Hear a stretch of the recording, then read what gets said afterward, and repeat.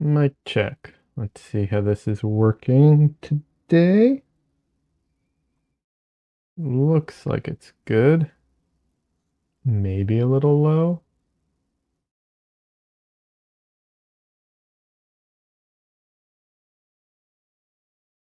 Maybe. Let's see, maybe I'll start talking louder once the music starts playing.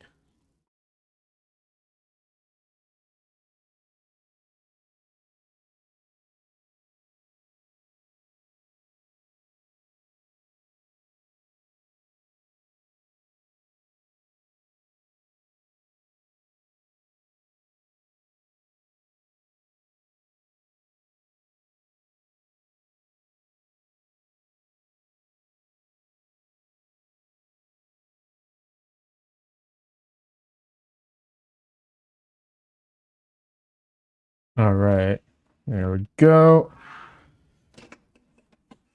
Why didn't, okay, come on, Photoshop, you can work. Do your job.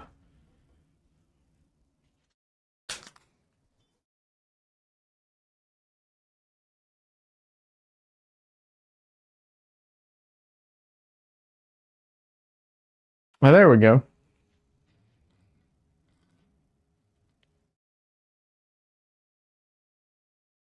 Hello, where's my,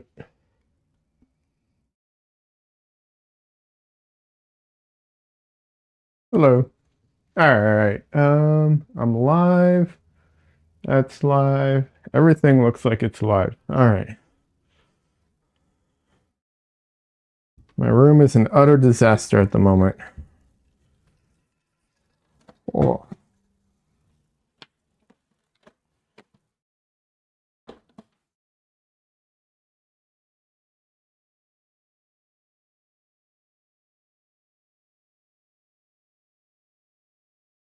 Hello, everyone.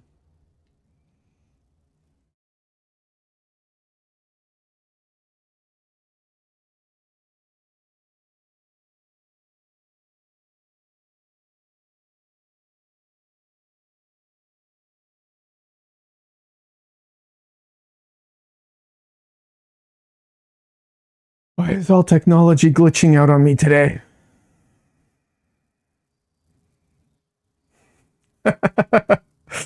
Oh, that's annoying. All right, come on.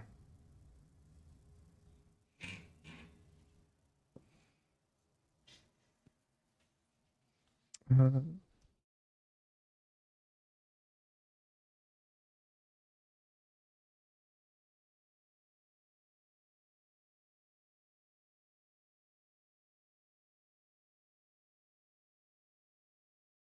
we have a cat friend here to visit. It is a Misu.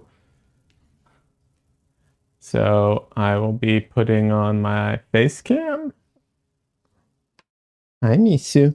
I know you don't want to be picked up. You're going to hiss at me, probably. I know. I know, little girl.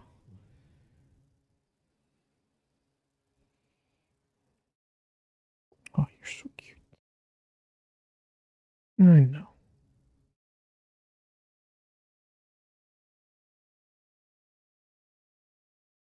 You have such pretty eyes.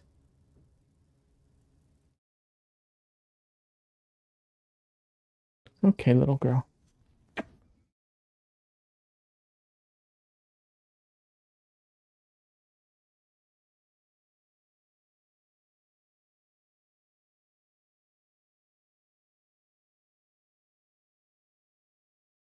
Little girl, I know you want attention, but I can't just sit here and pet you right now. I can't. I'm sorry. I'm sorry. I know. I know you're gonna get angry at me. I know, little girl.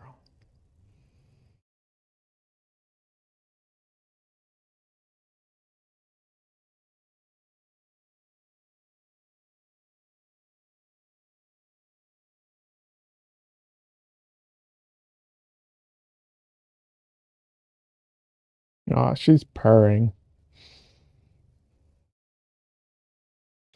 Yeah, you're an adorable little girl. Look at you with your little docked ear.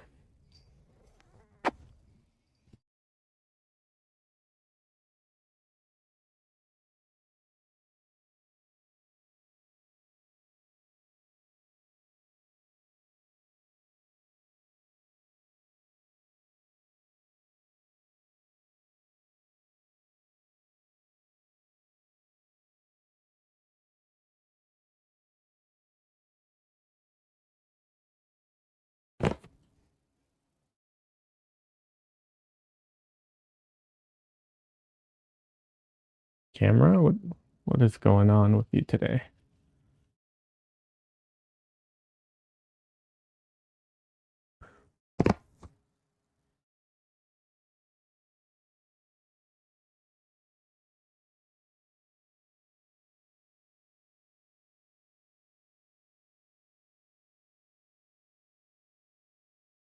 All right, gonna get started on this painting. And eventually, when someone's in here, I gotta remember I want to record something, an audio thing today. We'll see if I can remember to do that.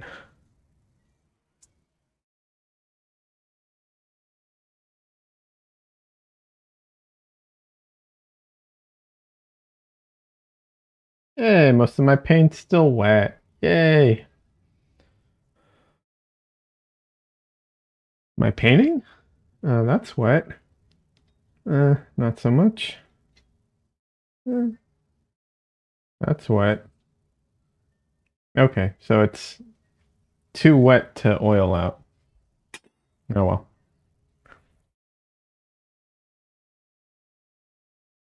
Oh well. So, last time after after stream, I went in.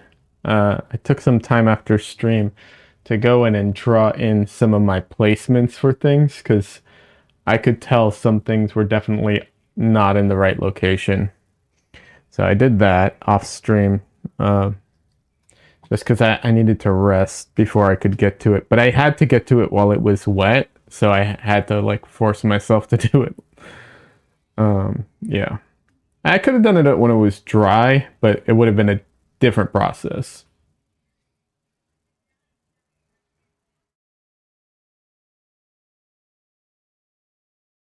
So yeah.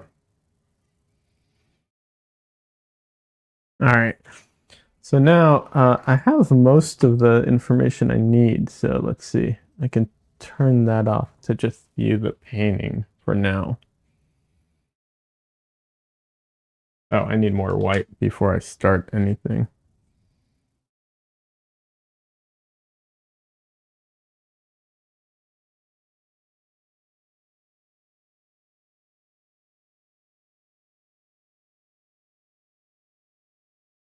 And my views are really all over the place. I wonder what's going on with that.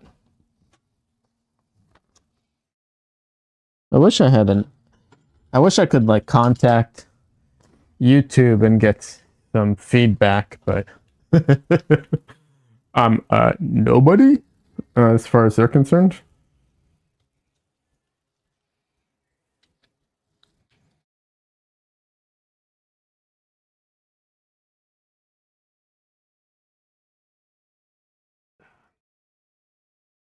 Oh my, I just realized I am way zoomed out on my screen. I mean on my yeah. There we go. That's much better.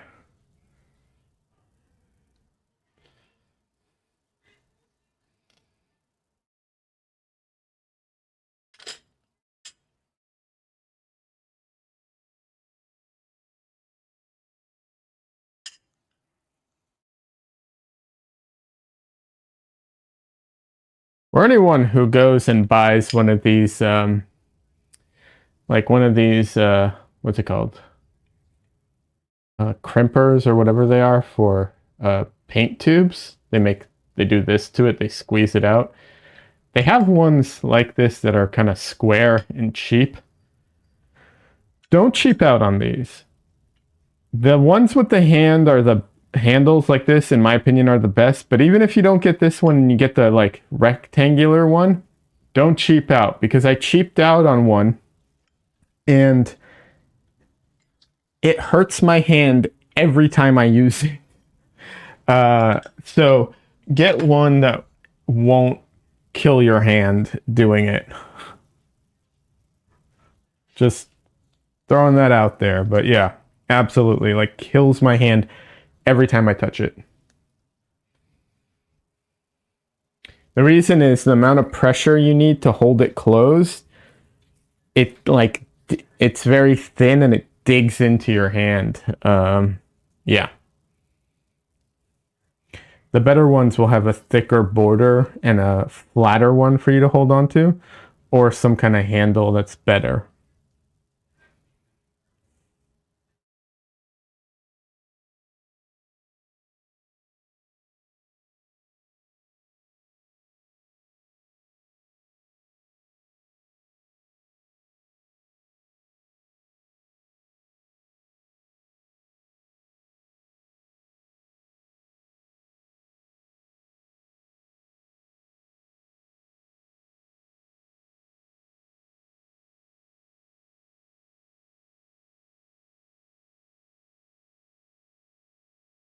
Okay, I need more oleo gel as well, apparently.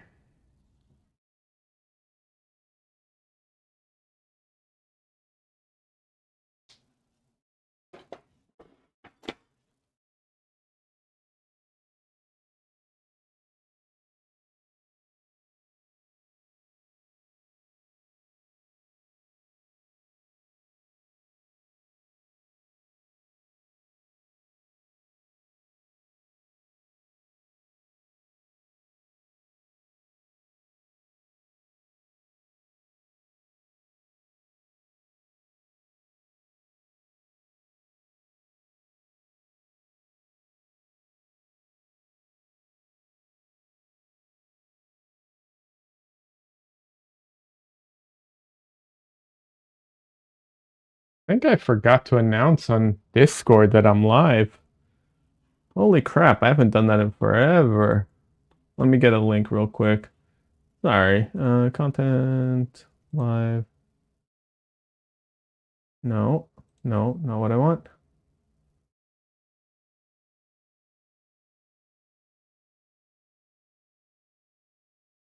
By the way, follow me on Discord. It's the best place to connect with me for the most part. Directly, at least. Although, if you want to follow me on all my other socials, by all means.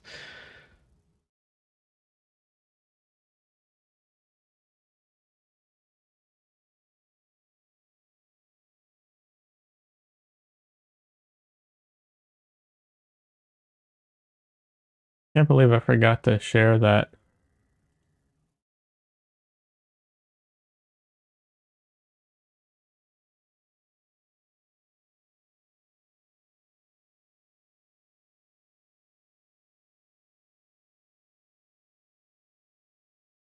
Oh well. It's okay. Most of the time, the beginning of my streams, yeah, not the smoothest, so whatever.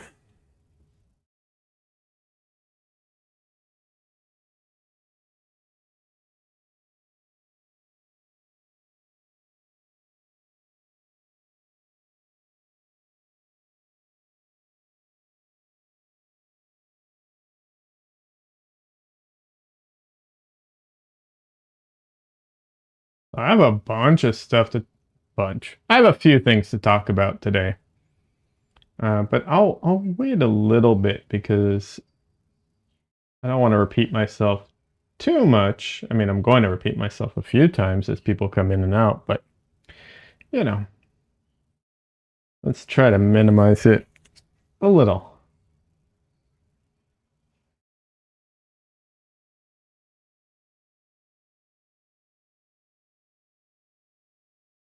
So yeah, some exciting things. But I'll repeat this many times. I'm going to be on the Dylan Sarah YouTube channel tomorrow on their show Drawn Together. So everyone is welcome to swing by. There's a link in the description.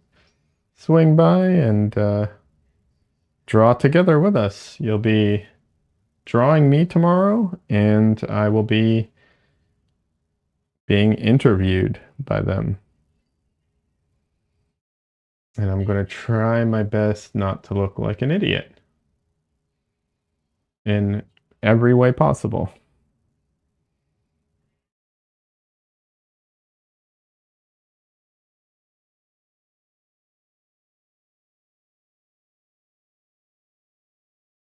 So yeah, I'm going to mention that a few times. Like I said, a link is in the description, so it should be pretty easy to find.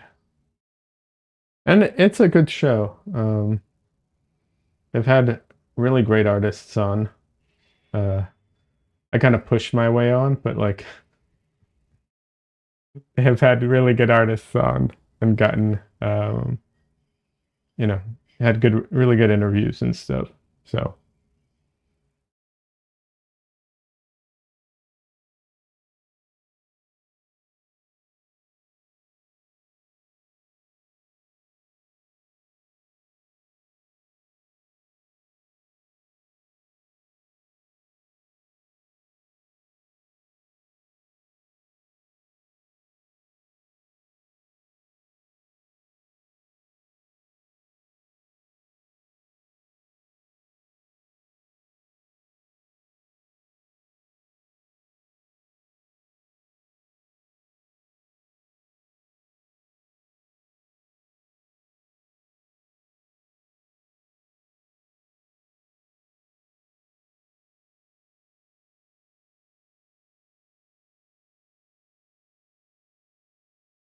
but yeah, I'm excited about it. Nervous, but excited. It's really strange how like different um the same things in different slightly different contexts, you know, change how we feel about them. At least how I feel about them. Like I have no problem streaming, but uh you know, and just talking to random people, and people ask me questions all the time in my streams. But then the idea of being interviewed, I'm like, I'm nervous. I mean, what's really the big difference? I don't know. This is a friendly interview. It's not like they're going through my history and being like, we're trying to find dirt on you. Not that, you know, but you know what I mean. And then I get really weird about like making recordings, even though like I have no problem streaming live, which, you know, should be worse. But yeah, I don't know. It's weird. And then sometimes I'm talking and like there's no one in chat and I don't know who's going to be watching this and when. I'm essentially making a recording, but because it's streaming, I have no problem just talking to myself versus when I start like recording for myself, I just lock up and like shut down and can't do anything.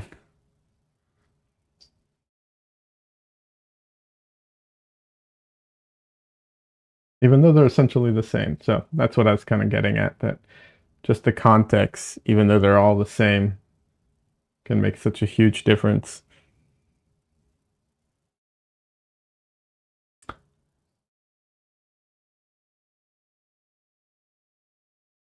Still can't believe I forgot to post links about being live.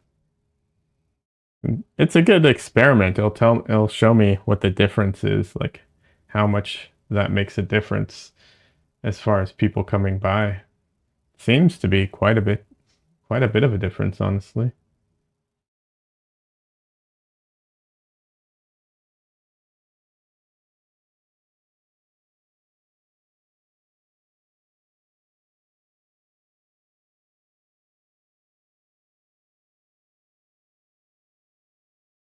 Anybody's what's it called? An expert on YouTube streaming stuff, by all means, let me know because I have some questions. I'm talking more like analytics and stuff because like I get weird uh analytics stuff happening here that I'm just curious about.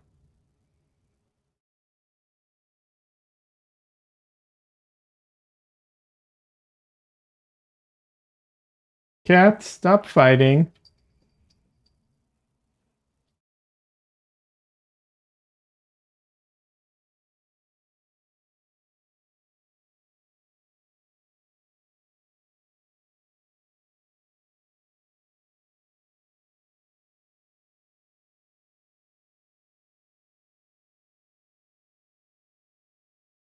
For anyone who's viewing and not in chat, I'm not calling you out, but you are welcome to jump into chat if you feel like chatting, if you have questions, you know, or not. I know people are often busy. I watch a lot of streamers, even like Nicholas Uribe, who I love. I'll sometimes be watching when I'm not like really like I'm not actually looking at the what's it called at the screen. I'm basically listening while I'm doing other things. So I totally get that.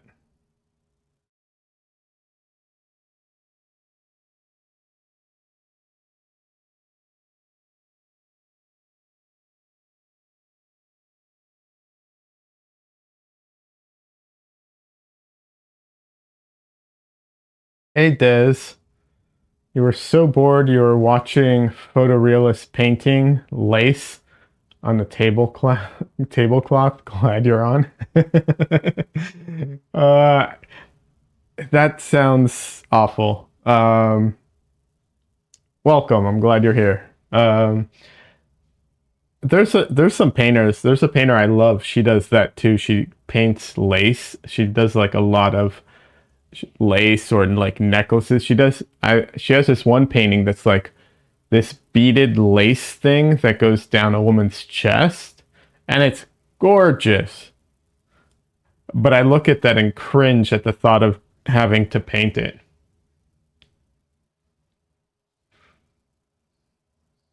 And it's a gorgeous painting though. How are you doing, Des? I totally forgot to put a notification that I was live until like I was already live. My brain today's been all over the place.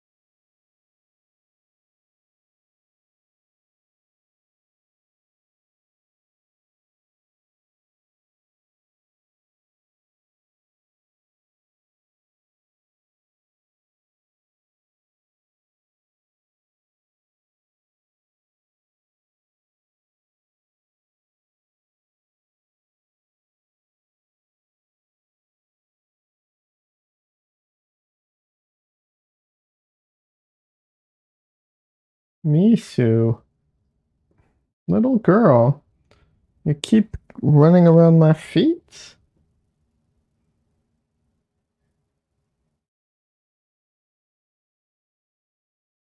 Little cat girl. Come on.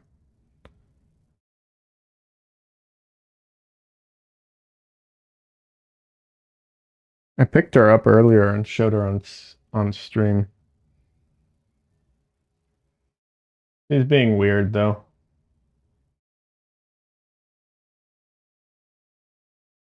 Okay, I take that back. She is weird. She's a weird cat. She's always been a weird cat.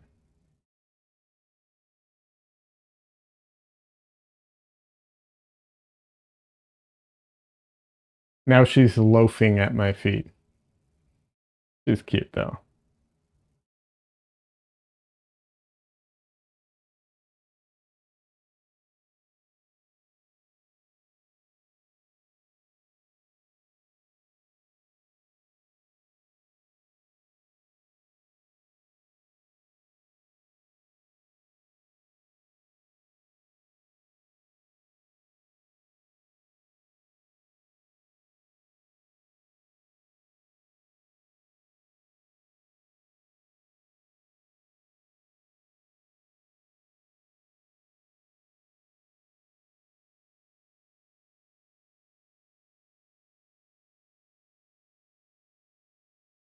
Messing with my colors like I did on this palette is messing me up a bit. A little bit.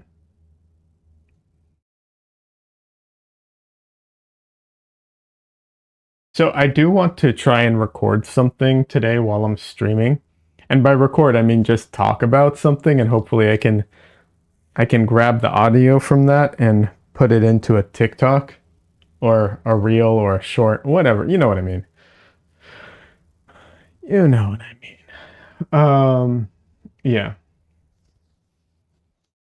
But I'll wait just a little bit while I warm up.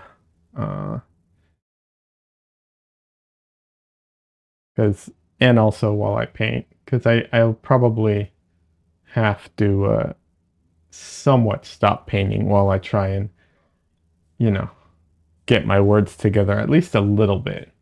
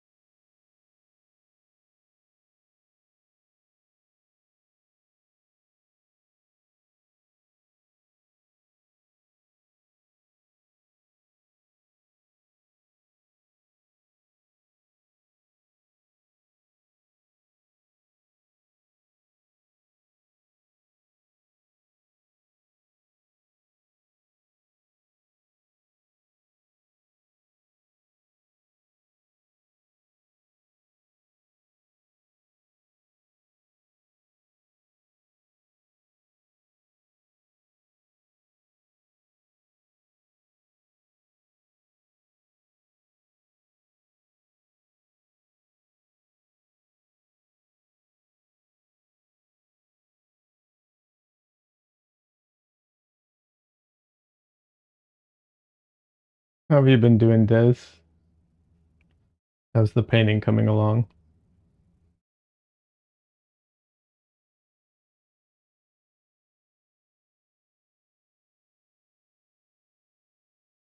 I, um, I may have signed up for a scam. We'll find out. We'll see. Uh, I'm on the fence. I'm not sure. I may or may have not signed up for a scam.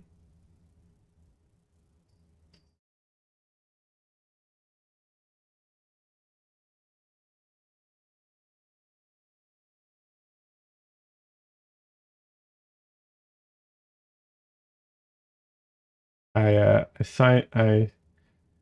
made the big mistake. You're done with her, haha. Okay, on to the next. There's a there's a streamer. She's a VTuber. I don't remember her name. But I watched her when she was playing Elden Ring.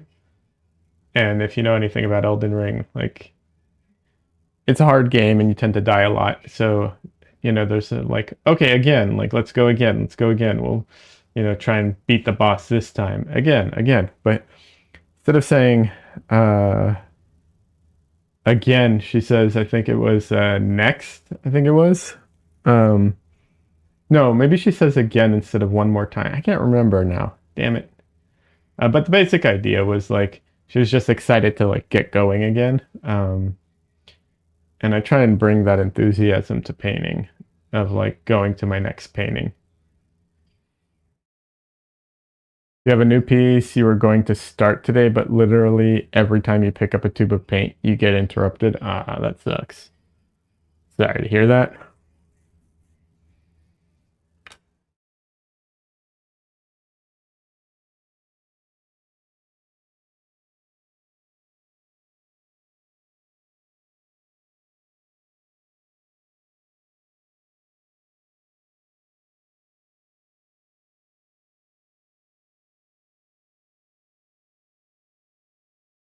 But yeah, I may have signed up for a scam. I was on I was on Instagram and this thing came up for artists and it was talking about, like how to how to sell your art online, blah blah blah blah blah. Oh shoot, I definitely messed this up right now. Um, and I don't know. I looked at it. I went to the person's website and their LinkedIn, and for whatever reason, I was just like, all right, I'll give it a shot. We'll see. And now I have a phone interview with them on Friday, so we'll see. I know what I'm not going to do is give any money to begin with.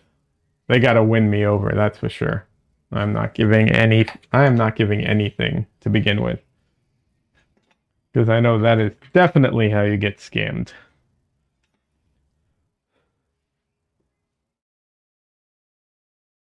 So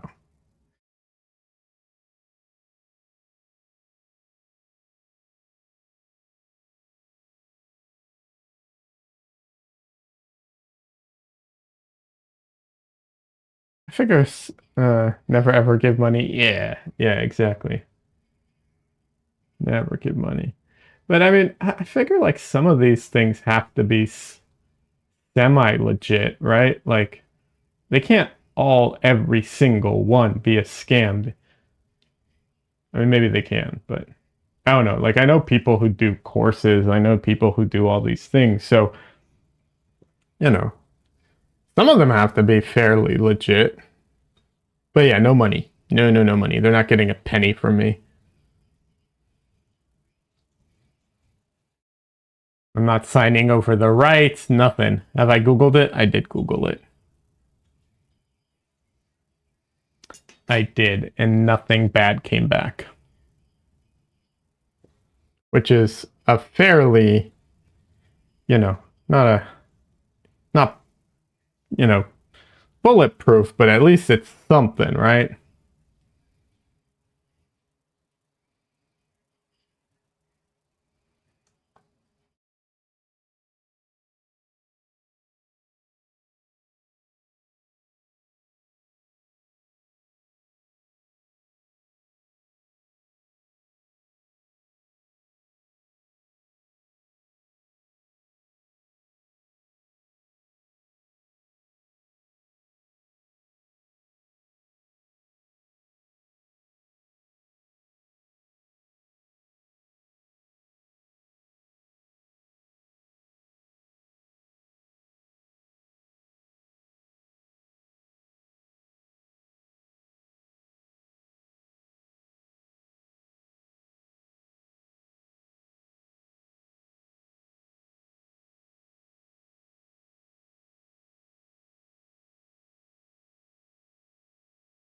I've been approached by some by scams before, and I Googled it, and I was able to find like it that it was a scam, but I didn't find anything on this one.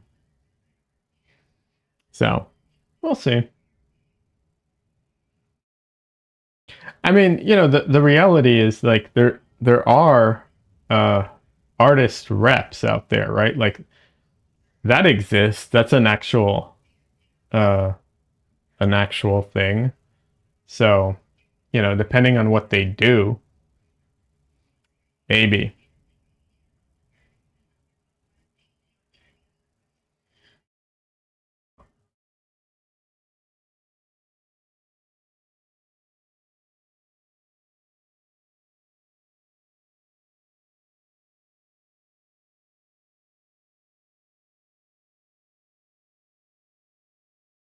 But yeah, I was approached by oh, I can't remember the name of it. There's a gallery that what they do is it's basically a vanity gallery. You sign up with them and you're on the hook for like $250 for the show.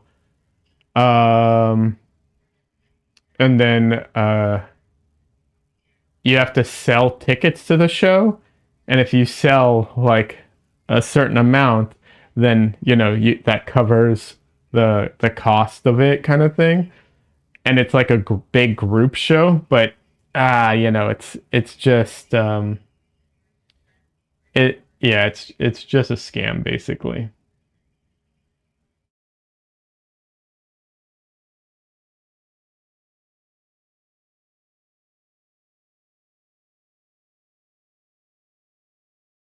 They make money doesn't mean you will. Yeah, absolutely. But you know, I've also had people. like I know this was an ad, like a targeted ad kind of thing, but I've also had people contact me that were scams, asking for artwork, and that was a scam. But I've also had people just contact me for jobs. Like I do have a website.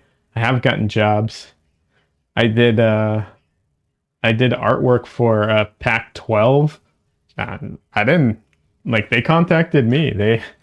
They found me and were like, "Hey, are you free? Can you do this?" I'm like, "Yes, I am, and yes, I can." Like, all right, cool.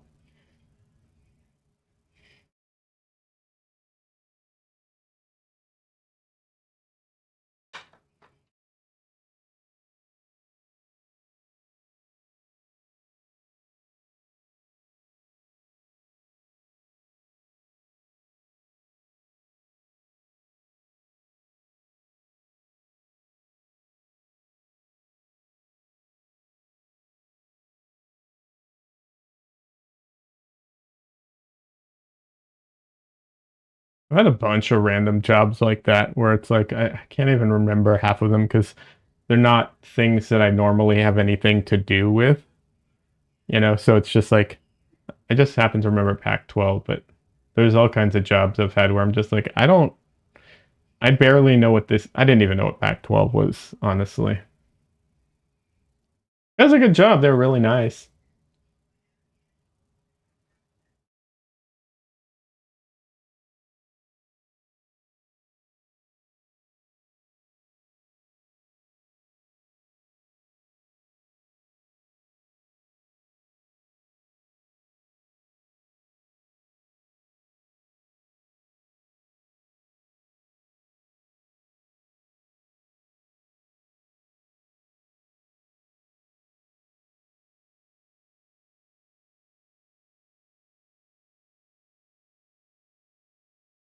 You got to watch those scam ones. I mean, yeah, there's one that goes around. By the way, in case anybody gets this, no, it's a scam.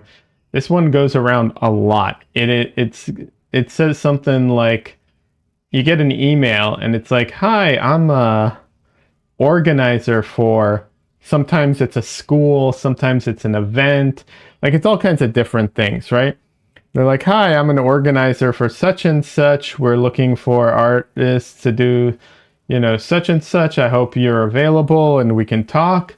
Um, I have a hearing impairment, and I hope you don't hold that against me. So I hope we can do everything online, through email."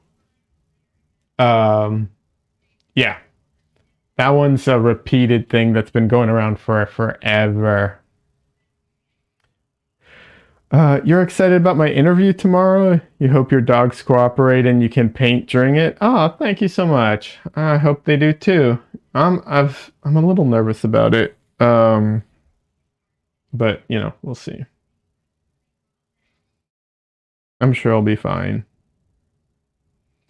As a vendor myself, I'm always look and read vendor apps. Okay.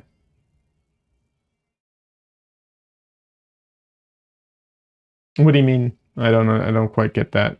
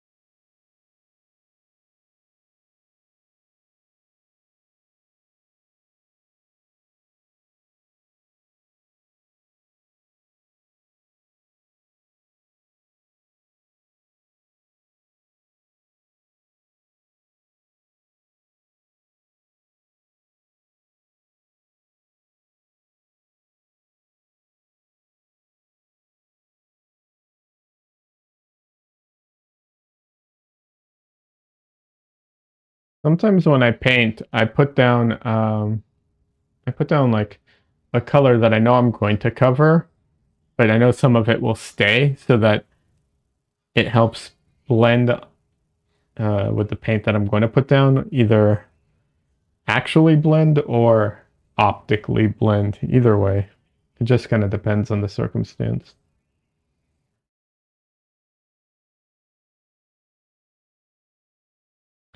Uh, on the vendor paperwork, there's some that asks for uh, like recites a little bit of your. Oh, like they take away some of your money and stuff. I get it. I get it.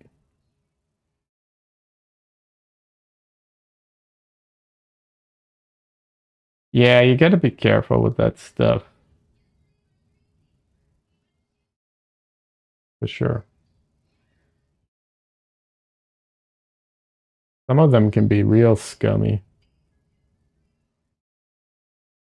My girlfriend has, and because of my girlfriend, I have, although she handled all the paperwork and stuff for it, but I've done many, many, craft fairs and stuff like that. So many.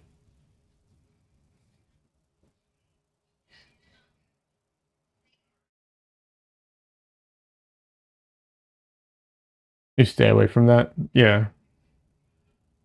Craft fairs and stuff like that are exhausting. I hate doing them, if I'm being honest. I've done comic conventions. I don't Comic conventions are also exhausting. I don't mind comic conventions nearly as much as like open air market craft fair type of things. Oh, hey, one of a kind gamer. I was totally getting you and Des confused. The names were the same color and I did not notice the difference. Hey, how you doing, man? Good to see you. Been a while. Hope you're doing well. How's the streaming going? Some want 15% to 26% besides what you're paying for space. Yeah, I don't. I think that's bullshit. And any fair or anything like that that asks for a percentage, they better give guarantees. Like they better also be giving guarantees. Otherwise, I don't think so. With like comic conventions, they don't ask for that. Hey, Sujan, welcome. Night shift now, almost about to go home. Nice.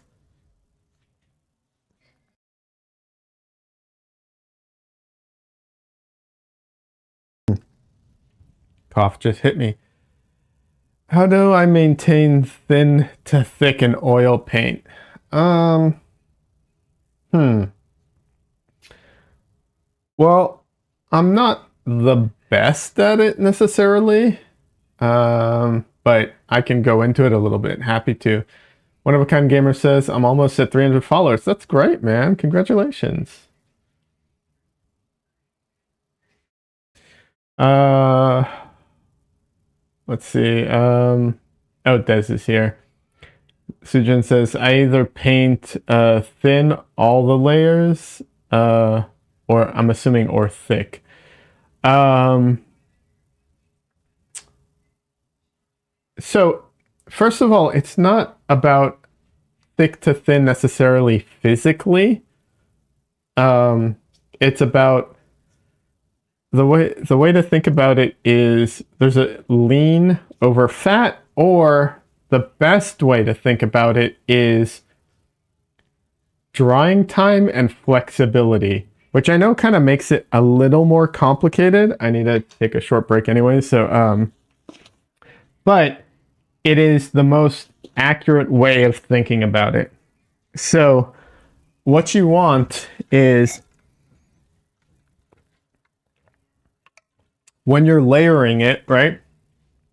You don't want to have a layer that you don't want to put down a layer that will dry faster I mean, sorry, slower than the layer that goes on top. I think that's pretty self-explanatory. No, you don't want to put a dry layer on top of a wet layer, because as the layer underneath dries, the layer on top, which is already dry, will shift and crack, right? The other thing is, oh, thanks, one of a kind gamer. I appreciate you changing the color. I could not. I literally thought you two were the same for a minute. You took the weekend off to vend. It was busy. Yeah. How often do you stream, by the way? And you're welcome to throw your stream tag in the or your stream link in the chat. So that's drying time, right? You want faster drying under slower drying, and flexibility is the second one. You don't want to put a flexible layer under a a non-flexible layer, right? Like you want to have you don't want to have a brittle layer over a flexible layer, basically. I think that makes sense, right? Kind of like an egg, you know how inside it's soft, on top it's brittle. You don't want that, it'll crack. So those are the most accurate way of thinking about it. Fat over thin is really just fat as in fat content. And thick over thin is basically the same kind of concept. So if you use mineral spirits, Gamsol, stuff like that, it destroys the oil to a degree, and that makes it thinner or leaner versus a fatter layer. But once you start adding certain mediums like what's it called, liquid or Galkid or anything like that, it starts changing the equation a little. So you just have to like know what to expect. One of a kind gamer says, take your time with paint. Oh, for sure. Sujan asks, how do you maintain an alla prima? Does it come with practice? You don't have to maintain an alla prima. If you're doing true alla prima means one sitting. If you're painting everything start to finish, it's wet the whole time, you don't have to worry about it at all. What you do have to worry about is if you paint like I do, like I paint technically like direct, not alla prima, because I usually don't finish in one sitting. So what happens is I paint and then I stop, and then when I come back to it, technically I need to be more careful about how I put on paint as far as like fat over lean. The way I deal with that is through different mediums, for one. And then physically, I usually don't like to build up thick paint in the early stages because it causes a lot of problems. So I physically, like you've seen me use the brayer, for instance, that flattens everything, which makes it much thinner. If it's thinner, it dries faster, it's more brittle.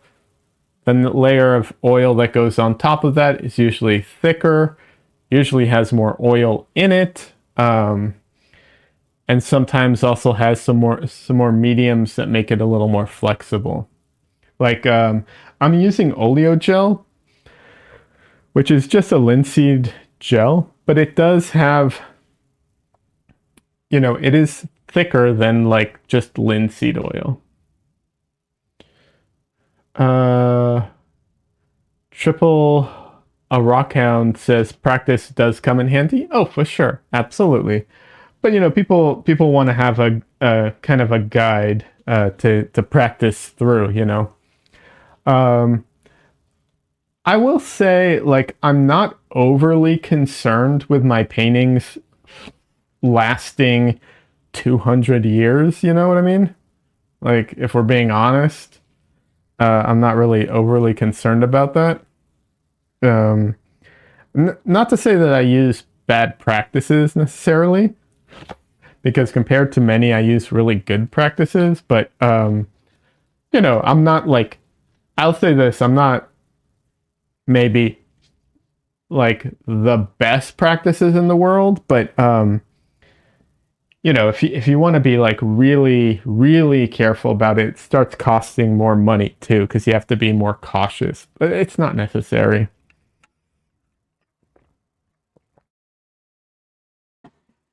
We have paintings today that were painted with absolutely no care for how long they will last, and they're still around. So, uh, I'm not too worried. I use good pigments. I use good paint. I use good paints. I, you know, oh, that's your main? Okay, one of a kind gamer. Good to know. Good to know. But yeah, um, and so all those things considered, I'm not overly concerned about it. One thing to pay attention to though is if for some reason you go to paint and your paint is your oil is beating up on the paint like it won't, like your painting's dry, you go to oil out and the oil beads up on it, like it won't stay spread. Don't paint directly on that. uh that means that the paint has basically sealed itself, and your painting will, any paint you put on that at that moment will probably delaminate, at least from what I can understand. I haven't had that happen with paint. I've had that happen with when putting Gamvar, when putting varnish on. But yeah, the solution to that is a little dicey. What you have to do is make sure your painting's very, very dry, like very dry, and then use a bit of like, I would say Gamsol. You want to use the weakest. Um, you probably, I'm not an expert at this. I'd say you probably want to use the weakest solvent you can, just to kind of break that seal a little bit. Then let it dry, and then paint back onto it. Yeah, Sujin, I think you'll be fine. Like I said, think think drying time and flexibility. Like those are that's really what it's about, right? So if you think about that, I think that'll help a lot. Uh and it'll make it a little clearer as far as what to do. I hope, at least.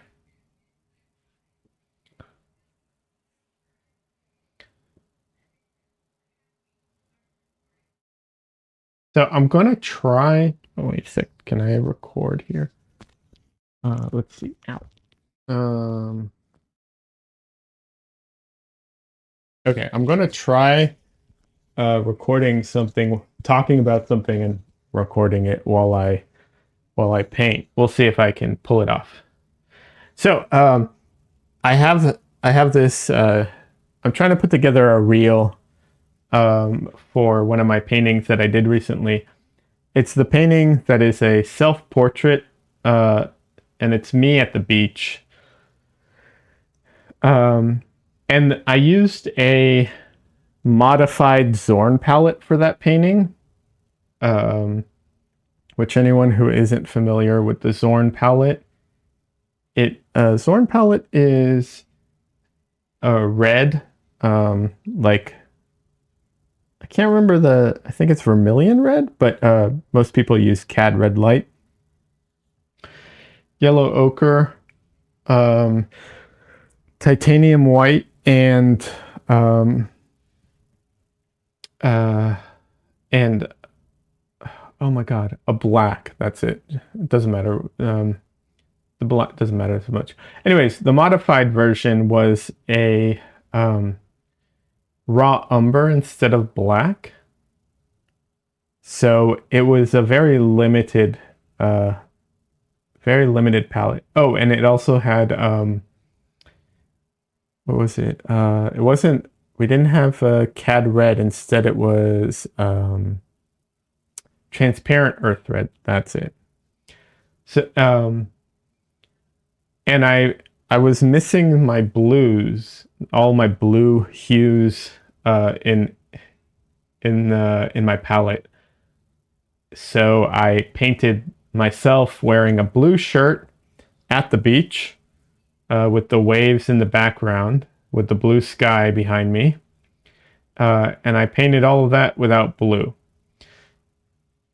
And I learned a ton from it. It was such a good painting as far as like learning experience. I'm happy with the painting too, but I learned a lot from it. Just like how to push and manipulate your colors, and also how to kind of like teach the viewer what the like color codes are, because I stuck very carefully to my system. It kind of shifted everyone's perspective. Des says the shirt definitely looked blue. I know it really did. It looked like a very muted blue, but it looked blue. But it's because we know what Captain America's shirt looks like, and we know what the ocean is, and we know what the sky is, and I made sure that those were the only things that I used that like gray color with, and it just kind of worked. So I learned a lot from it, and it was very challenging, but very very rewarding painting. Um, and aside from being happy with how it came out, I'm more happy with what I learned from it. So I'm hoping to make that into a short and talk about the fact that I learned a lot from it, and it was a great experience, and that I think pushing yourself outside of your comfort zone and outside of your like normal working habits is very good for an artist. And even though I'm happy with how the painting came out, like I would have been very happy with it even if the painting hadn't come out well. Just the experience of doing it taught me so much that it was worth making a bad painting anyways.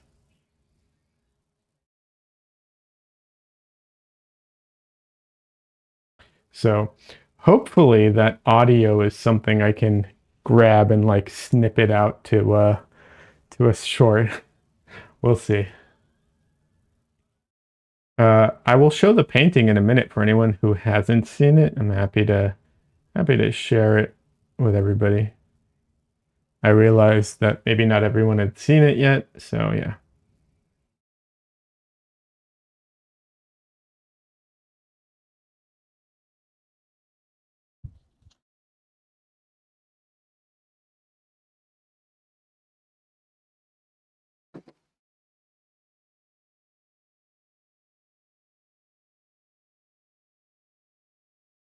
Yeah. So this is the painting. And yeah, there is no blue in this painting. The way the shirt looks blue is it's the shirt is raw umber and white, which is not a blue.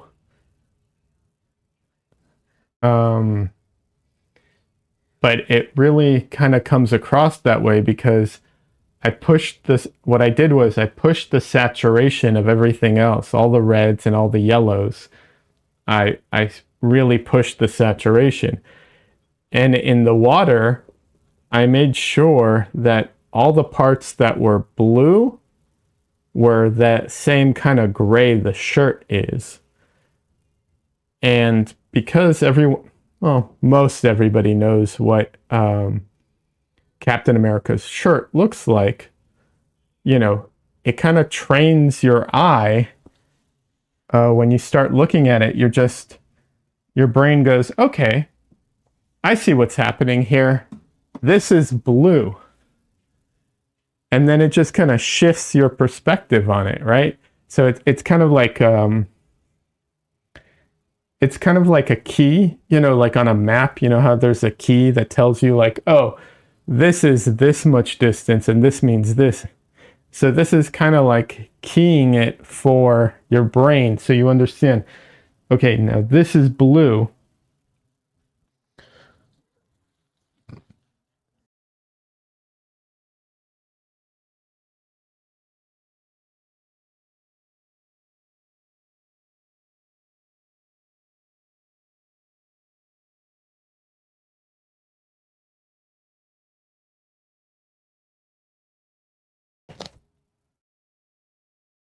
Huh?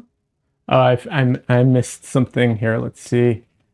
Hey y'all, oil painters. Sorry, by the way, tried to mute myself if I burped on screen on mic. I apologize. Um, let's see. What does Sujan say? If you are in a hypothetical world where your palette is available in oils like pastels every hue, wouldn't you be happy? If not, why? Um,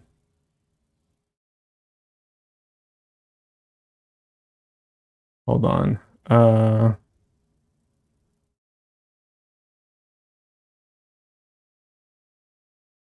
Oh, I see. Like all the individual. No, I find large palettes to be very what's it called? I find large palettes to be more intimidating than small palettes. I prefer a limited palette. My normal palette is 5 colors, and I can get 99% of everything I ever want to paint painted with that. The only time I will ever use anything else is if I'm doing something to practice, like push myself out of my comfort zone, or um, if I need a color that I just cannot mix. But there's very few colors I can't mix with my palette. That's why I have my palette the way I do. But it does have its disadvantages. So I'm not saying it's the best palette in the world. It is the widest palette in the that I have come across. Maybe it's not. So far, no one's shown me a better palette for range. I'll put it that way.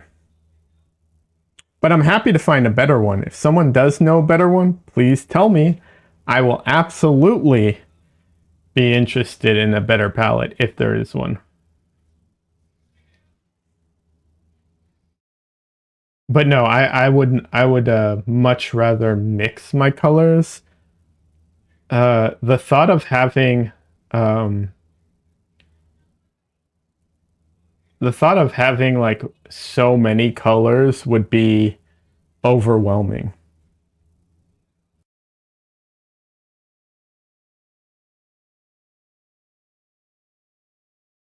Like what's it called? Um, Even a split palette I find frustrating to use, and that isn't even that bad. A split palette, for anyone who isn't familiar, is a it's a primary palette that has a it splits every color into a warm and a cool version of said color. So a warm blue, a cool blue, a warm yellow, a cool yellow, and so on. Even that I find frustrating. But someone the other day told me about their teacher's palette, and it was like I think it was like 12 or 15 colors, something like that. It was something crazy, and it's just like, in what world is this good for a student, and why on earth would you need all these colors?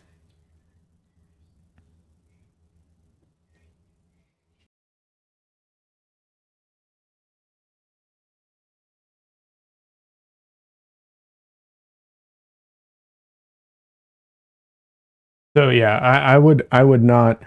I hate dealing with a lot of paints, colors.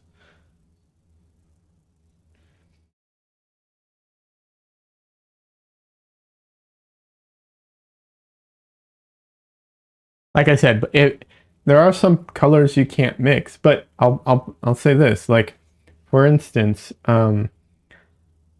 Cad red or Cad red light being like a very bright red, I can mix that. Or I can mix nearly that.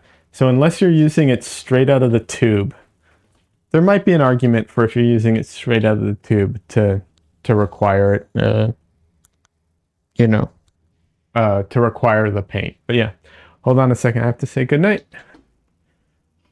1 second.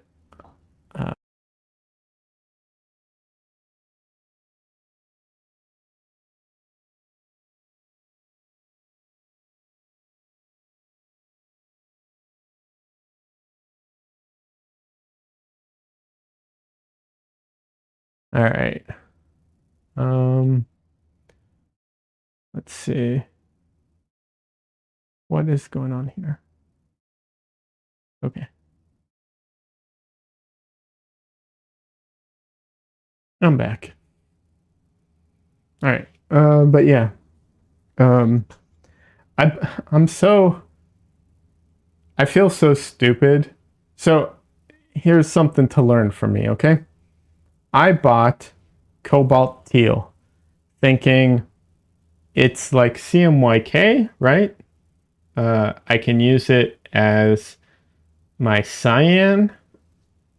You know, CMYK is the what's it called? Is the primaries. I can use cobalt teal as my cyan. Cobalt teal, for anyone who isn't familiar with it, is an expensive color because I guess cobalt's expensive. I don't know. Um, it's a beautiful color that is almost entirely unnecessary. And what I mean by that is, um, it's not a good primary. It doesn't work as cyan for primary, and I'll explain why. Uh, Cobalt teal makes for a bad primary because its saturation. Let's see. Thanks, have to go. Hey, no worries, Sujen. I don't know if you'll want to listen to this after the fact, because I'm talking about like colors. You know, obviously, video will be here for you if you do. Um, yeah. So cobalt teal is a bad primary because its main, like its most saturated. Okay, first of all, every color is most saturated straight out of the tube, right? That's when it's the most saturated. As soon as you start mixing, you lower its saturation, which is fine. It's just something to know. So as soon as you start mixing into it, you lower the saturation. Uh, Cobalt teal is most saturated out of the tube. So what happens when you want a dark blue? You can't get a dark blue, not a saturated dark blue. It goes, you have to add black. And so it just kind of goes, it loses that saturation. Phthalo blue, on the other hand, is saturated at a dark color. So it's saturated when it's dark, and then when you lighten it up, it does lose some of that saturation, but it's such a strong color, it doesn't lose all of it immediately. So it brightens up, and you can actually see more of the blue when you add white to it. And with phthalo blue, you can actually, with phthalo blue, titanium white, and a little bit of yellow, lemon yellow, you can mix near, like within a hair distance, identical to cobalt teal. I'm not going to say it's identical, but I mean, you'd be hard pressed to tell them apart I'll say that. Especially if you mix any amount of anything into the cobalt teal, then you definitely won't be able to tell them apart anymore. So cobalt teal is absolutely useless as far as a color goes, um, in my opinion. That's how I judge colors, by the way. It, if you can mix it, it's useless. That's not true though.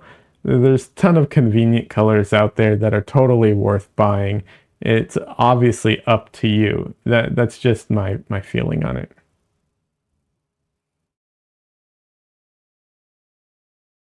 Because I'm talking about like what's it called? I'm talking about like creating a primary palette, not that's all. It's a beautiful color for the record.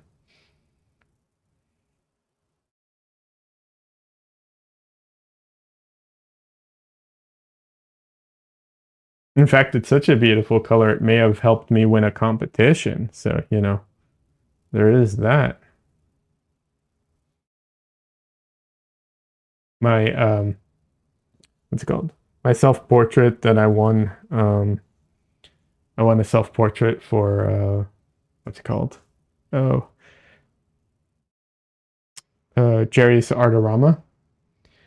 Um that one has a bunch of cobalt teal in it, and it's a beautiful color, and I attribute some of my winnings to that color being there because it's such a big part of the painting.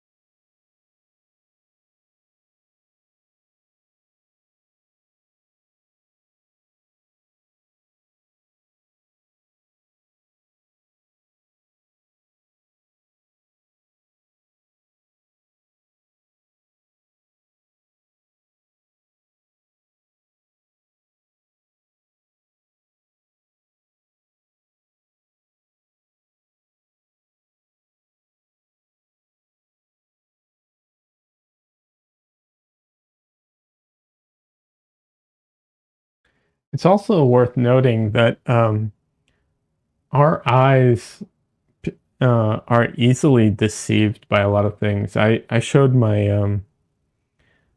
the recent painting I did that was three pigments. It was uh what was it?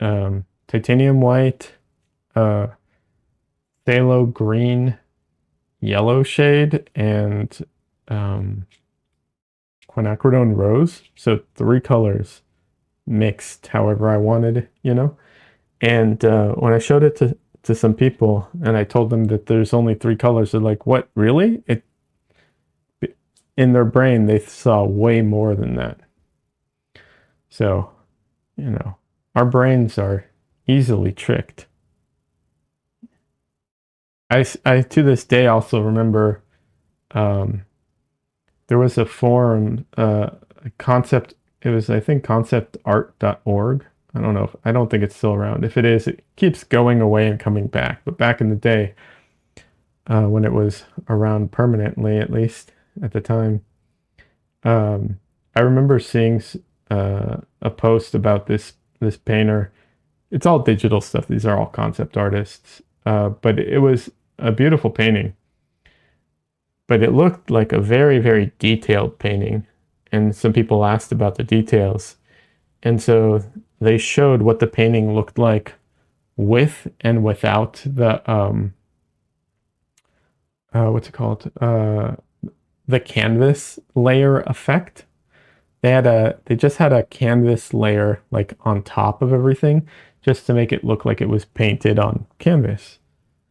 And it was astonishing.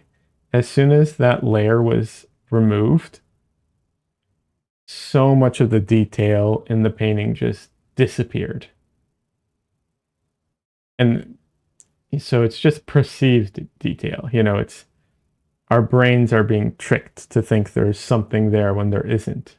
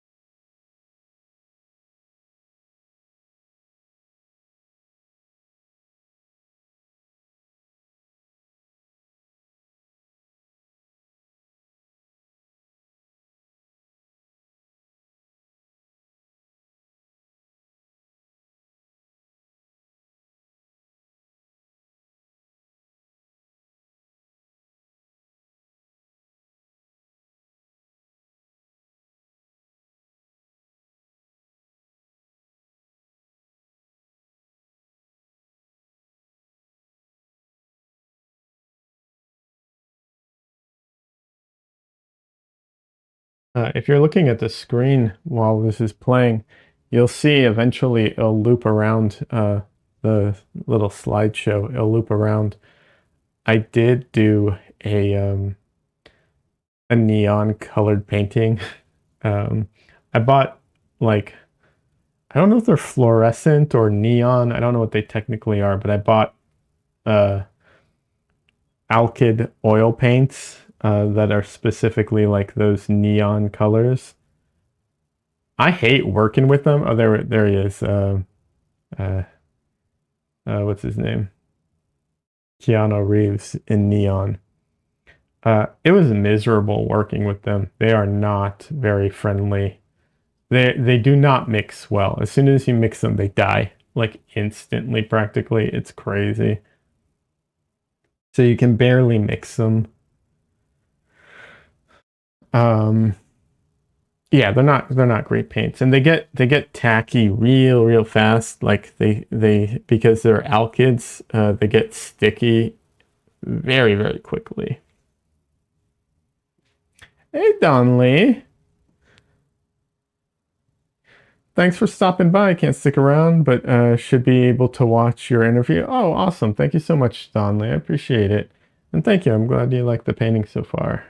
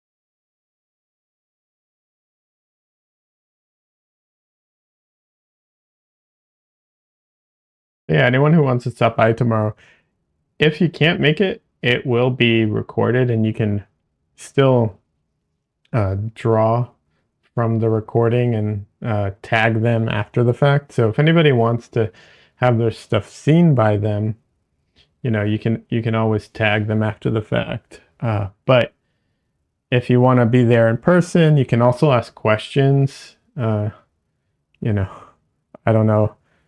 I mean, you can obviously ask me questions here, so I don't know what the great benefit would be, but you can ask them questions too. You can ask them questions about them. They're even though they're not being interviewed, they're the interviewees. You can ask them questions. They're good artists too, by the way.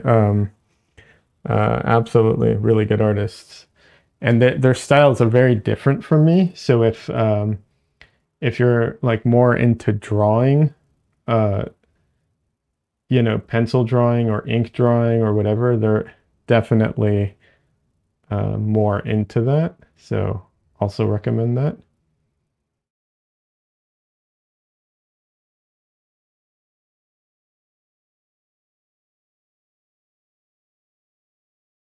Hmm.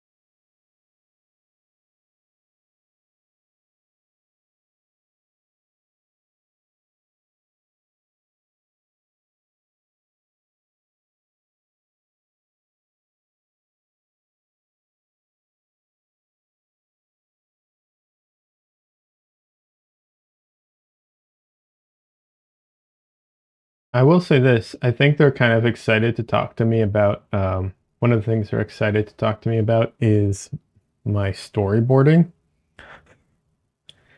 And, aside from the fact that, like, a ton of my storyboarding stuff is all NDA, unfortunately, uh, that that makes things a little awkward for one. But then the other thing is I don't know how much, like, my obviously my YouTube channel is clearly geared towards my oil painting. Not that I'm not that I'm opposed to talking about storyboarding because I don't mind talking about it. Um, Especially since a lot of people don't know much about storyboarding. And there's probably a lot of artists that you know, could get into storyboarding to some degree or another and maybe don't know how to or what's a good way of doing it. I need to I'm also trying to think like what links do I need to have ready for this? Like obviously they have my YouTube channel and they have my website and stuff, but like what other links should I have ready for the podcast or the show tomorrow? Just trying to think. Um uh I want to have glaze and and uh nightshade ready because I want to promote the hell out of those always. By the way, I have links now in the description, at least in YouTube. I have links in the description to Nightshade and Glaze. So if you wanna start using those, you got the links right there. Highly recommend everyone use it, even if you're not an artist. Even if you're not an artist, if you don't want them using your photos, your personal photos, you know, use those. Use it. But yeah. So I'm trying to think what else I need to have ready for tomorrow.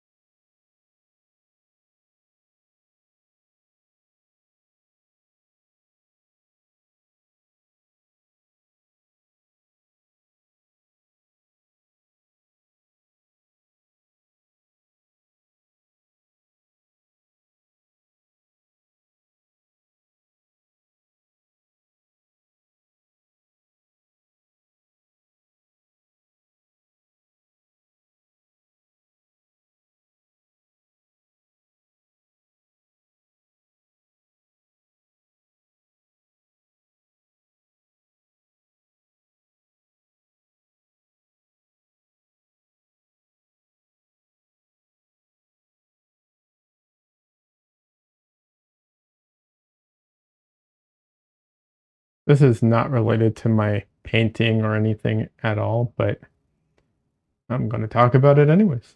Uh, Trailer for Elden Ring Shadow of the Erd Tree came out today. Oh, excited. The DLC doesn't drop till June, but yeah,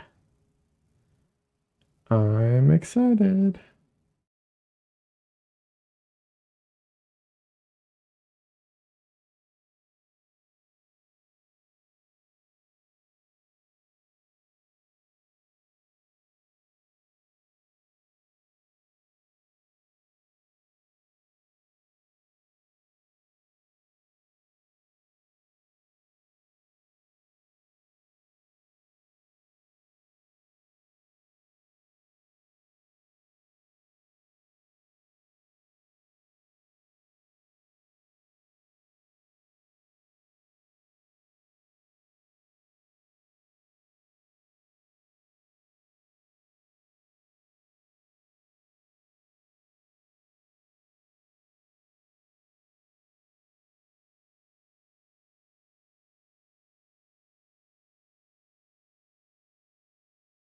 the color palette on this painting is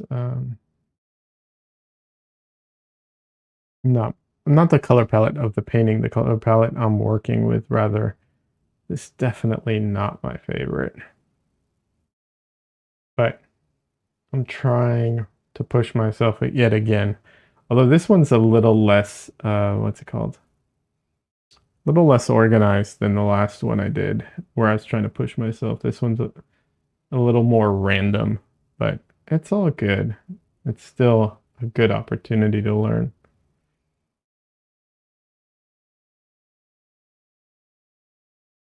The reason this one's a little more random is last time I was doing it based off of Nicholas Uribe's workshop, like what he told everybody to do.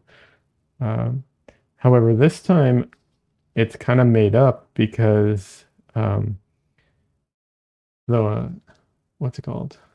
The recommended colors in the workshop. Uh, I am missing one of them, and the other ones are just my regular palette. So not exactly stretching myself if I'm using just my normal palette. So I had to kind of make one up. That's why this orange is kind of my red. This is my yellow. This is my blue, although I'm barely touching it. And this purple is my black, which isn't the best. So I'm missing a good red for one. That's why everything's kind of orangey instead of red. Yeah.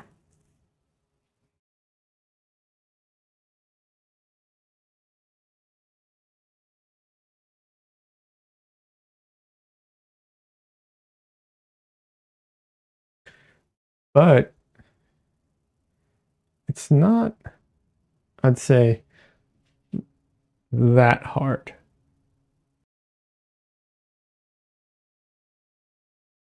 I mean, it's difficult, but once you kind of get into the habit of kind of, I guess, substituting colors and just kind of being okay with it being a little wrong, sort of, it's not as hard to do.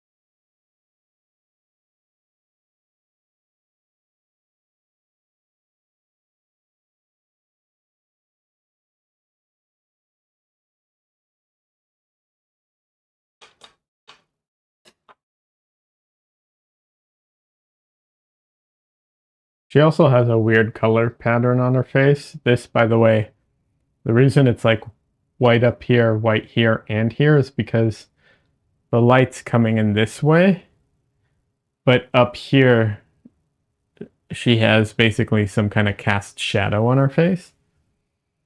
Uh, yes. Hopefully it makes sense. I think it'll make more sense as I keep, fleshing it out. But yeah, that's why you're getting that weird, like, shadow pattern on her face.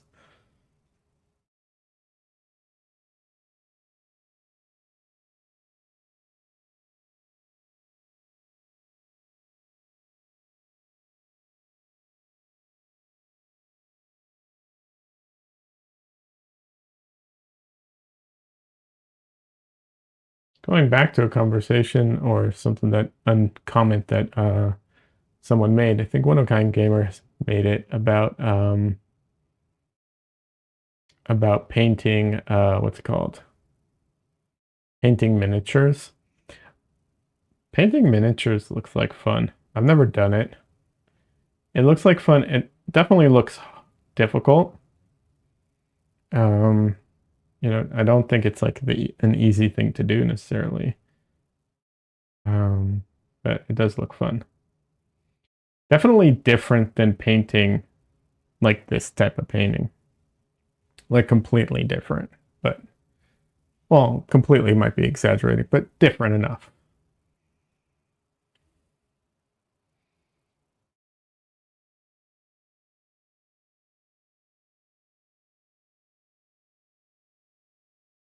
Also, the fake textures that people do, like to make it look, like quote unquote realer, or more weathered, or more like an actual thing, whatever it may be, whether it be wood or metal or whatever it is.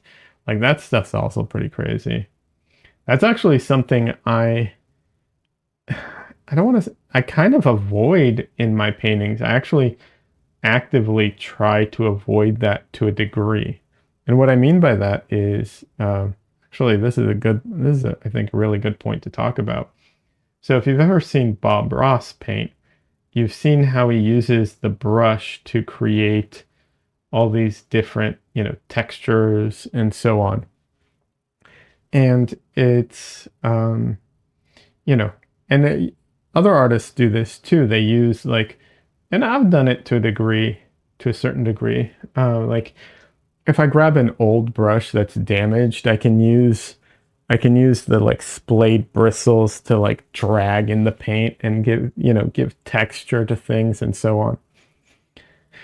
And that's not a bad thing, right? Like using texture and doing all that stuff to like create the illusion, because that's all this is, right? Creating the illusion of something isn't a bad thing. I don't want it to sound like I think that's bad to do. But the thing I don't like about like how Bob Ross teaches to paint is it's very much like, okay, if you want to paint, grass, get a brush that kind of gives that effect and move it in this way, and you kind of get grass, right? I don't like that. I feel like that's I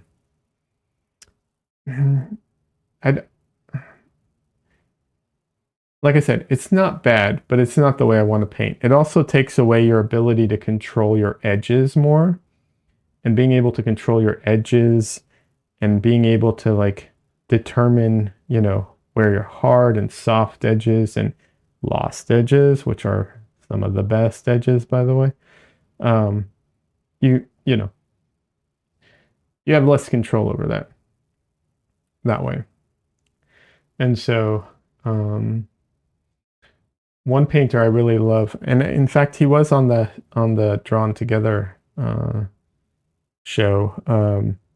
Mike, oh, I think can't remember his name right now. I'm blanking. I'm trying to think if it's Mike Hernandez. I might be wrong. He goes by like, oh, what is his name? I can't believe I'm blanking on his name. He goes by like Wash Painter online, I think, something like that. He's a really good painter, really, really good. Um, and I've seen him paint. He does landscapes a lot. I've seen him do a whole landscape with nothing but a hard square brush. He did it digitally, and all he used was like a square brush that doesn't do any blending at all. That's it. And beautiful. So, I mean, don't get me wrong, you could see that he did it that way, but still, doesn't matter. It's a beautiful painting. So, I always think about that when I try, like when I need to like paint hair or something, and I go to reach for, the splayed brush to try and get those hairs texture in. And I try very hard to not do that most of the time. Like I said, it's not that it's always bad, but it's just something to be aware of.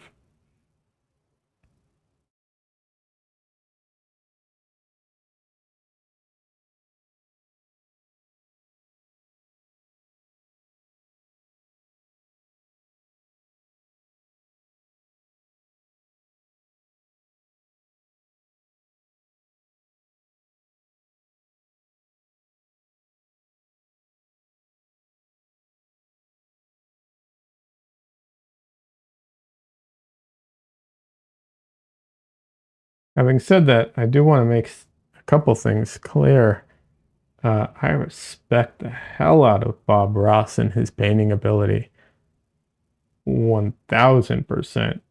The stuff, if you watch a documentary about him, it's insane. He used to paint the paintings he would do on the show. He would paint them like 3 times, and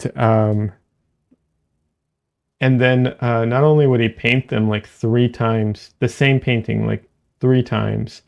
He would do it. If I remember correctly, it was like one was for practice at home, one was for the show live, and then another one was for um, I think it was for reproduction or to take around or something. I don't remember exactly what it was. Something like that. I'm getting the details a little messed up, I know. Um, and the paintings he did on the show, he actually painted in real time. He actually could paint them that fast because he did do it in real time. Um, and then, in addition to all of that, he would also film multiple episodes back to back. I think there was one year that he did the whole show, like the whole season. I think he did it in like 3 days or something like that, filming time. That's insane. That is absolutely bonkers.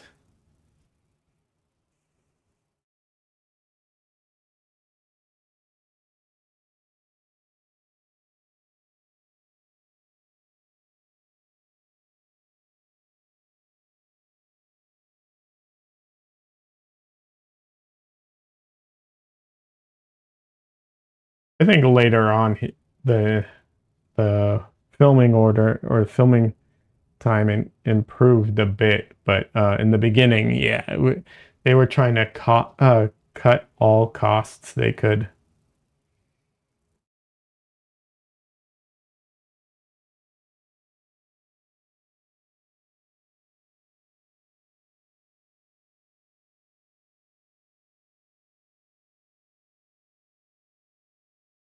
In fact, unless I'm mistaken, his signature curly hair, if I remember correctly, that was actually he didn't naturally have that hair. He got a perm because perms were cheaper than a haircut.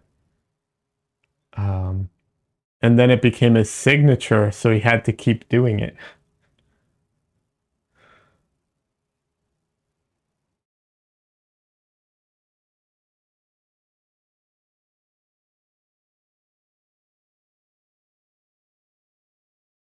Having said that, my understanding is that there's a bunch of disputes around who owns Bob Ross and so on, and apparently his business partners basically stole the company from him at the end, and his kids really did not inherit everything they should have, which is super sad.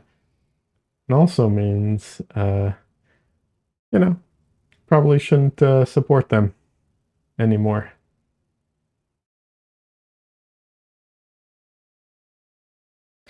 Des says, yeah, that's what I heard. Who knows what she's referring to exactly, because the delay could mean she's referring to the perm. It could mean she's referring to the business. I'll wait a little bit and see what extra gets added.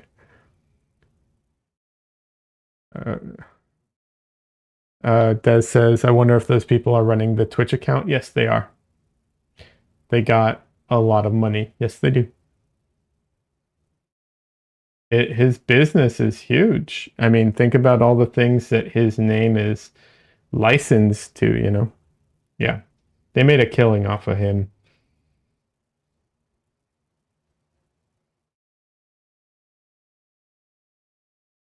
Don't get me wrong, I do think they should make some money because they were his business partners and investors and everything. But uh, I also think his kids should probably get a big chunk, you know.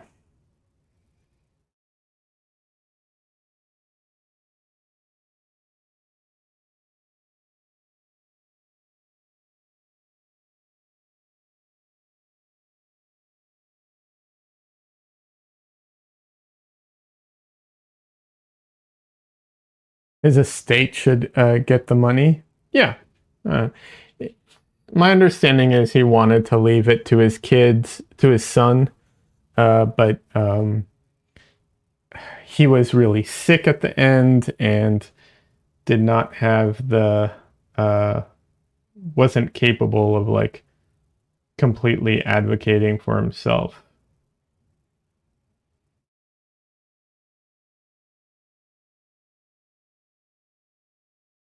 That's my understanding. But yeah,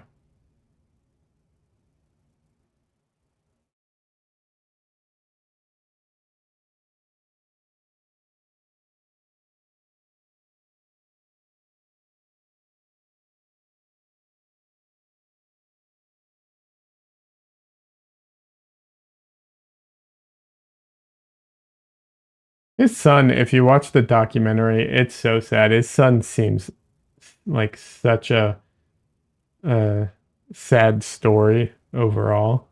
Like he got into stuff and yeah, it seems like he has had a hard time of it kind of thing overall.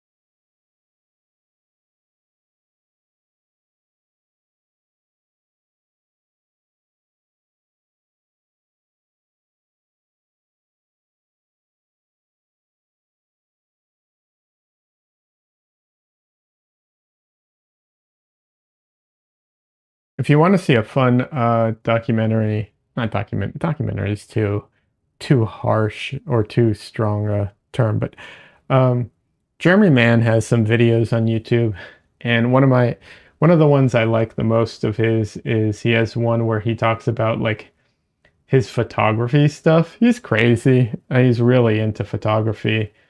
Um, and the lengths he went through to make to get reference and stuff is extreme, but it's funny at least. You know, he made a funny video about it. Forget what it's called. It's Jeremy Mann. It's on his YouTube channel. It's something about I think in the dark or something. I can't remember. Um, but yeah, it's a fun watch. Like don't get me wrong. Like don't think that you need to be able to like if you're an artist and you want to you want to make your own photo reference. Don't think you need to go to the extremes that he does. And don't get me wrong, there's nothing wrong with it. But it's a lot. Like I wouldn't be able to do what he does for his photo reference, which is okay. That's fine. There's other ways of going about it, you know. But it's a fun video, like I said.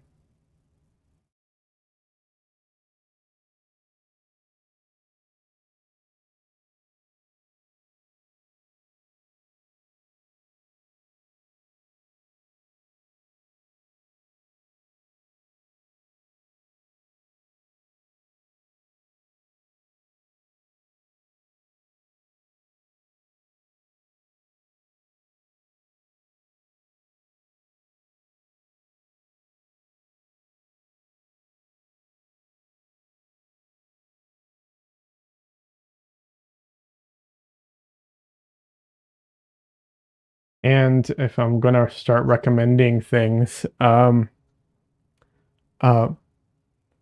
Bomb, like the explosive Bomb, the documentary, is pretty fun. It's about street art and graffiti and the history of it, and so on. Um, and it travels to like different countries and interviews different people about it. I thought it was pretty interesting.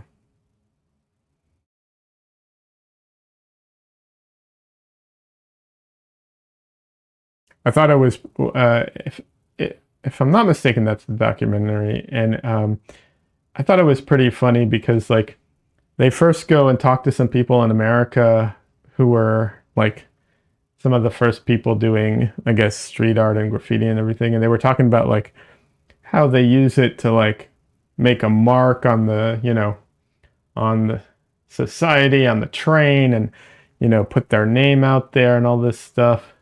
And then eventually they go to like, I think it was South Africa, and it was like, oh yeah, it was freedom fighting, and they could have gotten the death penalty for it, and just like, man, we are so soft.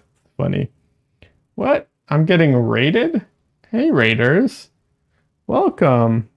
Monolith, Fiji, welcome. Hey, just so everybody knows, I have two chats going on at the same time, and so I cannot see if anybody subscribes or follows or anything like that. Thank you. I appreciate it. I really do. I just can't see the like pop-ups because of how my setup is. So I apologize, but I do appreciate it very much. What's up? Not much, just painting. Trying to get this done before Saturday.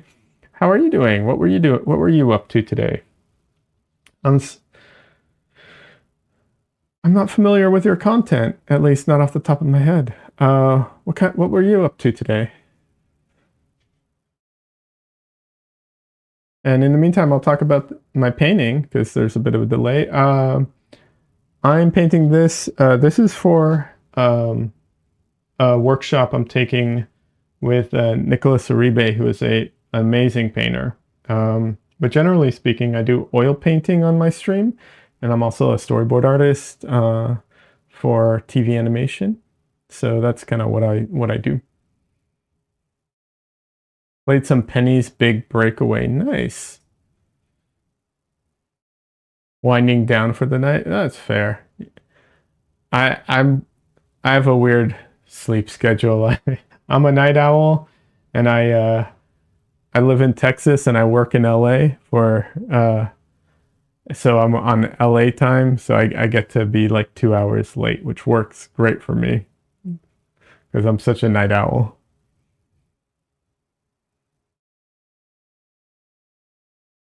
But yeah, so yeah, that's mostly what I'm up to. I have to say I've never heard of Penny's Big Breakaway. I'll have to look it up.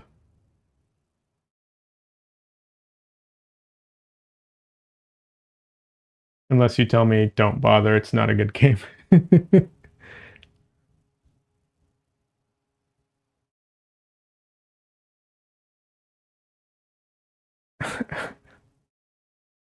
Oh, David, got it. Jeez, I didn't realize. Good to see you, man. No, it's great. All right, I'll have to check it out. But thanks so much. Yeah, I didn't put the you know me, I'm so bad with names. Your schedule sounds tight.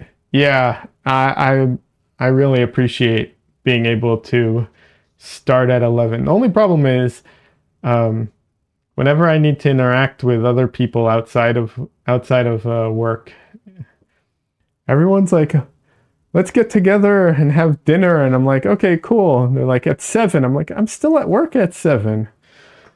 How about 10? Can we have dinner at 10? I don't know. For some reason, most people don't want to have dinner at 10. It's all good. They're really good to me. They let me, you know, move my schedule around when needed. Your family does dinner at 10. See, there you go. When I lived in LA, I used to go out. I'd always go grocery shopping at like 1 at night or like midnight and stuff because there was less people there and it was, quieter. I didn't have to deal with crowds.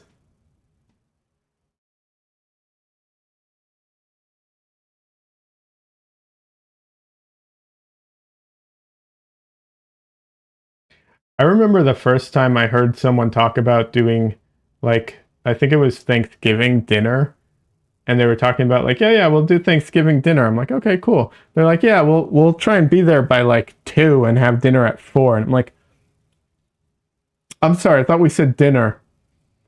What do you mean dinner at 4? What?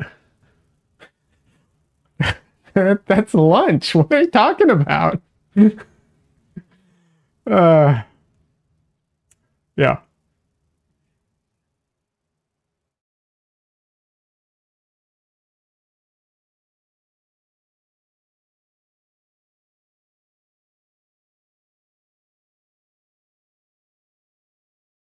Christmas dinner was at 9:30 this year, and it was Whataburger. Nice.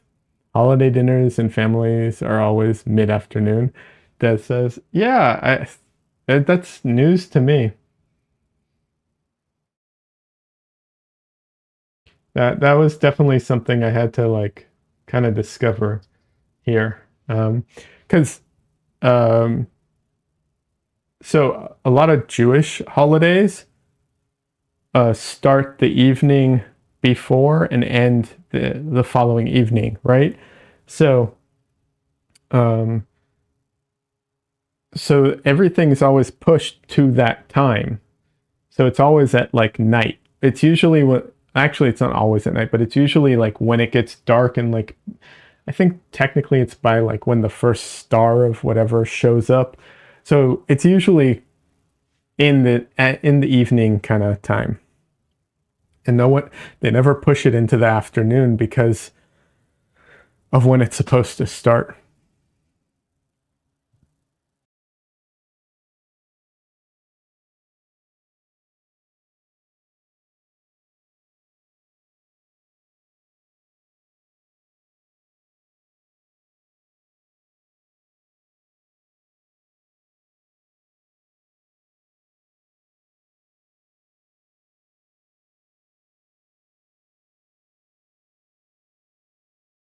I had a weird experience. Some of you who were here on Monday know, but I went to the Atelier Dojo here in Austin on Monday, and I hadn't been there since pre-COVID.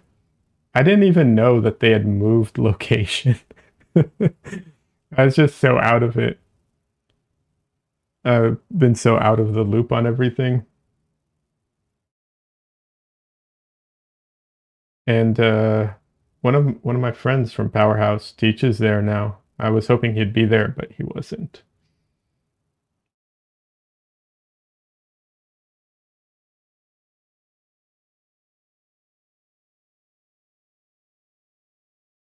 I wish they did teach classes online because then I could promote them more, but they don't, from what I understand. The city changes so rapidly. I know. And I don't leave the house barely. So, like, yeah, it changes real fast.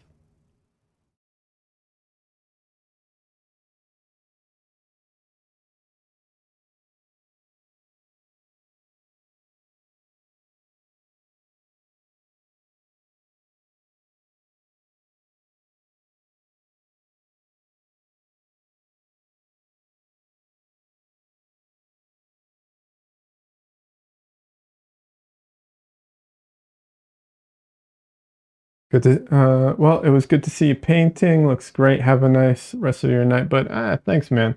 Thanks so much for stopping by. I appreciate it. It's good to hear from you. Um, yeah, everybody check out Monolith. It's Monolith Fiji, right? I'm getting the pronunciation correct. And I'm glad you're doing well, man.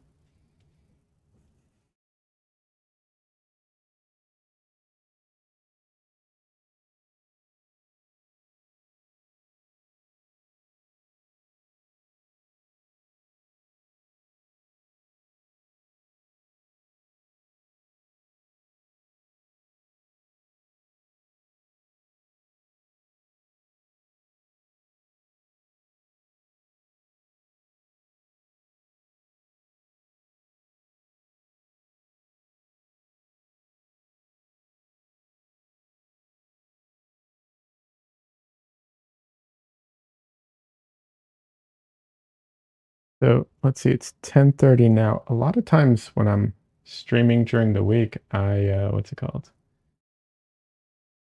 I can't go much further than like 2 hours because I'm just um, either very tired from work or I have leftover work that I need to make up. But I do not have any leftover work to make up today. I've been good. I hit all my deadlines before I started streaming. And while I am probably going to crash after this, I took my ADHD medication late today. Yeah. Woo on hitting deadlines. Oh, thank you. Yes. Yeah. And woo for medication.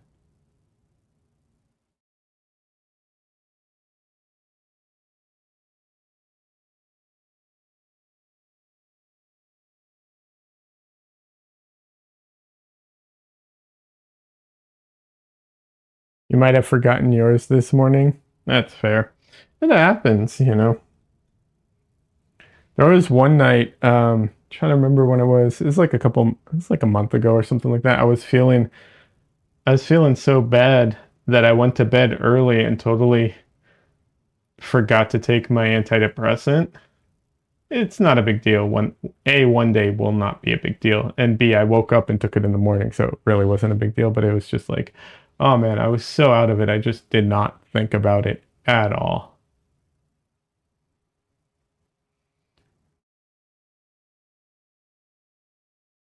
That was the day that I'd had like a migraine for like 2 days straight, and I was just like dying. You know it's bad if I go to bed like before 10 p.m. or something like that. You know I'm not doing well. I never go to bed that early. Like never.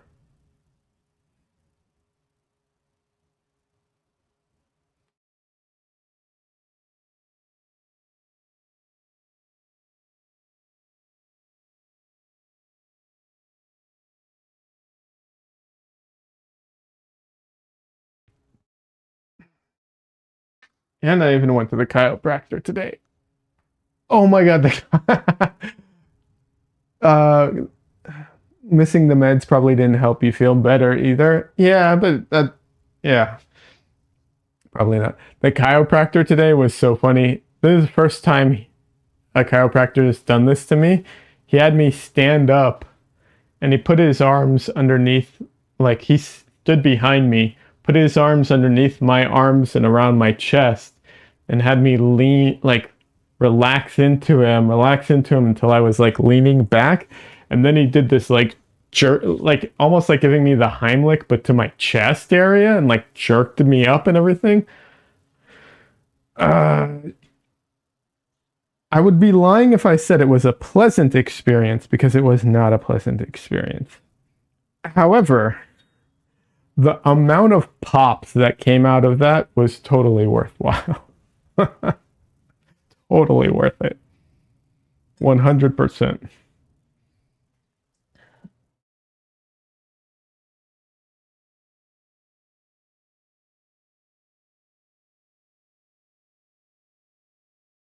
Yeah, it was one of those moments where I'm like, I sound like bubble wrap.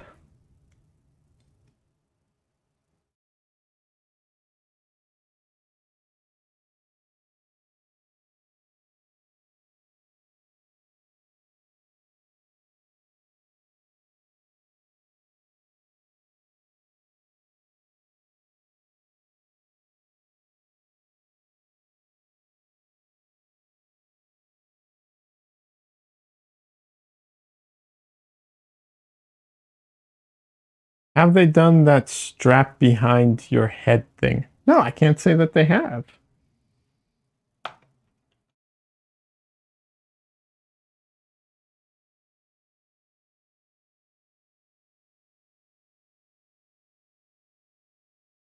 Yeah, I don't think they have. Um, the one that gets me usually is they have me lay on my back, put my hands around me like this. They lean me over, put something behind me, like put one of their hands behind me with like, something thick to, and then they tell me to breathe out, and they like jump and like try and crush my ribs, um, which gets a ton of pops out of my upper back and feels great.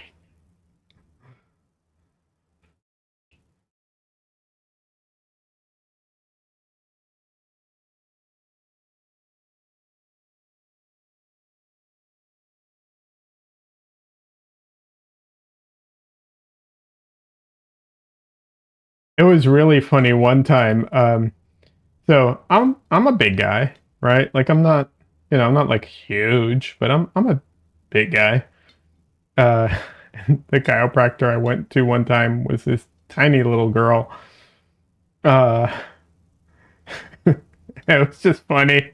She's trying to like crack get my back to crack that way and and it's like she just did not have the weight and leverage. She had to work so hard to like get get the weight and the leverage to get the force that she needed.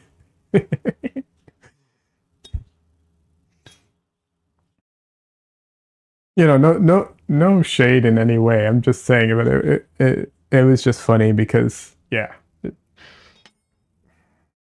she did a great job. I'm not trying to say anything, but it was comical. I'll say that. Oh, awesome, Des. Thank you. Yeah, absolutely. I've talked about this before, but every time I go to IKEA, I feel like a fucking giant.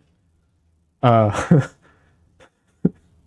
I go into the couch section and I'm like, I feel like Godzilla. I'm just like, or King Kong or something. I'm just like, the couches go up to my ankles. And I'm just like, oh, they're so cute. Like, oh, this is cool. They made a chair for me that looks like a couch. I'm not that big of a guy, but apparently I'm big enough. I'm just like, I just find it funny. I always feel like literally like I'm God, like King Kong or something. Like I'm gonna destroy the city.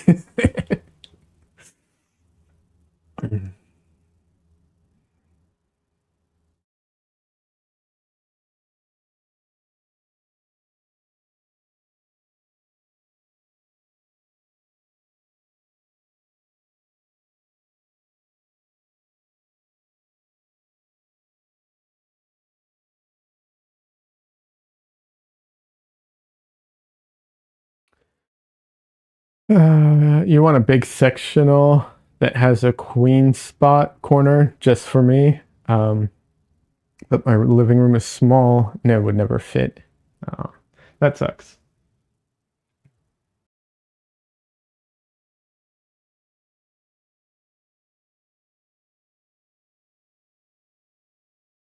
We uh we had one of those and then we got rid of it because we moved to Texas and we couldn't fit it on the truck, only to have to upgrade our truck to a larger one anyways. Uh, so we would have had the room in the truck for it, but we had already gotten rid of it. Yeah, that sucked.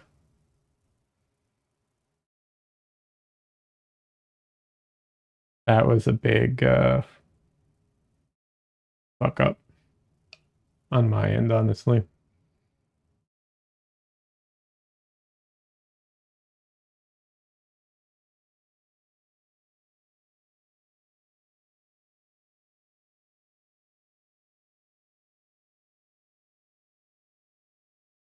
The couch we have now, we got from like couches.com or some shit like that. It was, we'll say, affordable. Um, you know, it I would be lying if I said it was comfortable. Like it's okay for like short period of time.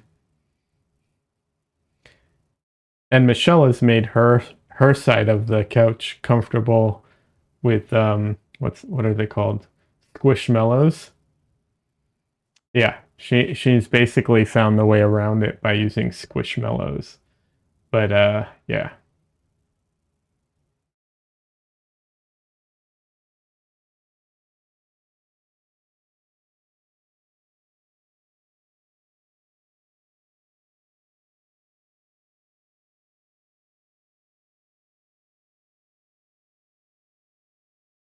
I still feel bad about getting rid of that couch though.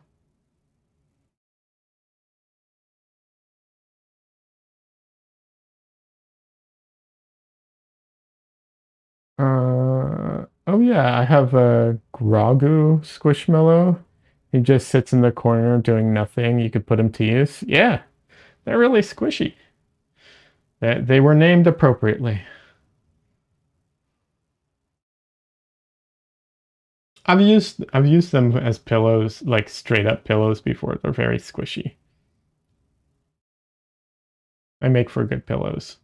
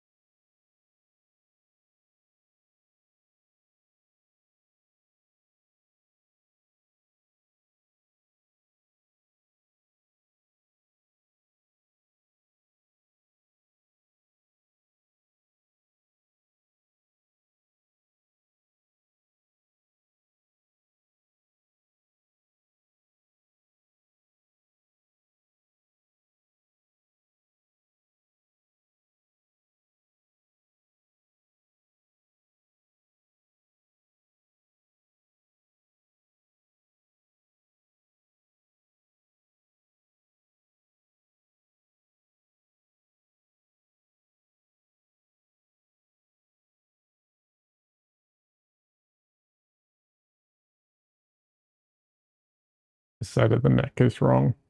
Need to fix that. This is wrong too, but I'm gonna leave it on purpose for now.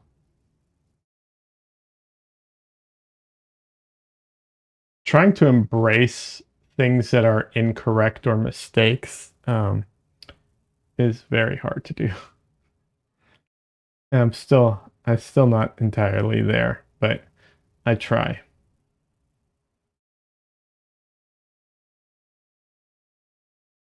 And the reason, in case anyone's curious, like why embrace mistakes? Like why um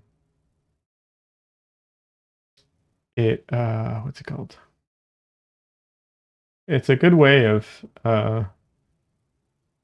making abstractions and making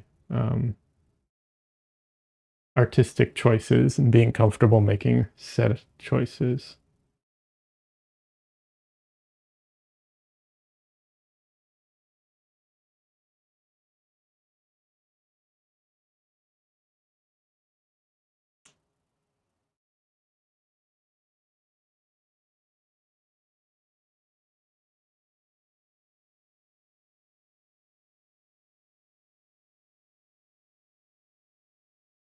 So her hair is like very light blonde and it has light coming through it and it's that like because there's light from behind her or yeah, I think there's light from behind her.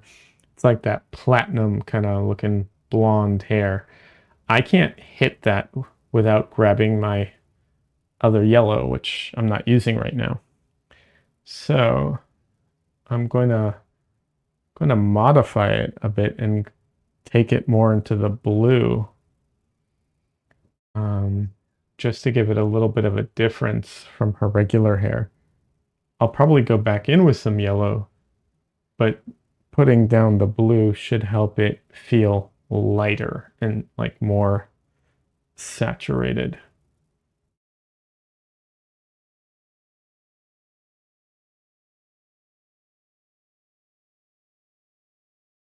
Because I'm trying to get that lighting effect. The actual color doesn't really matter, right? Like, who cares? She's blonde. You can see she's blonde. Doesn't matter. But it gives that like effect of being lit from behind, so her hair is glowing, kind of thing.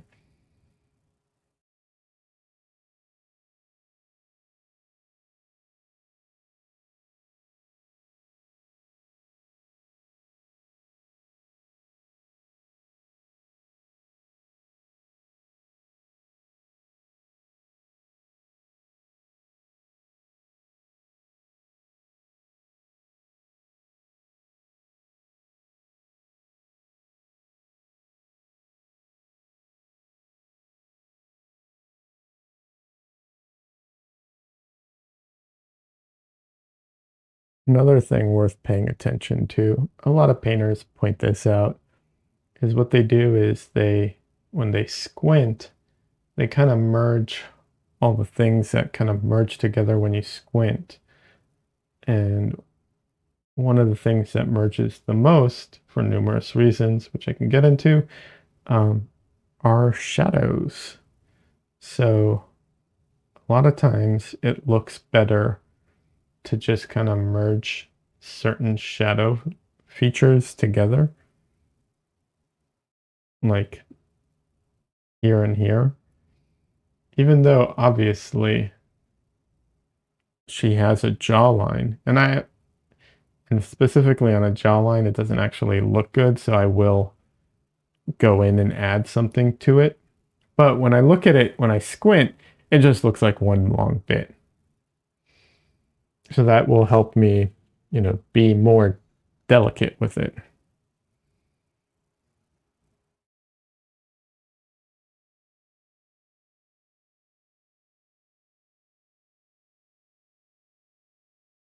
Grogu is Baby Yoda. Oh, okay. Got it.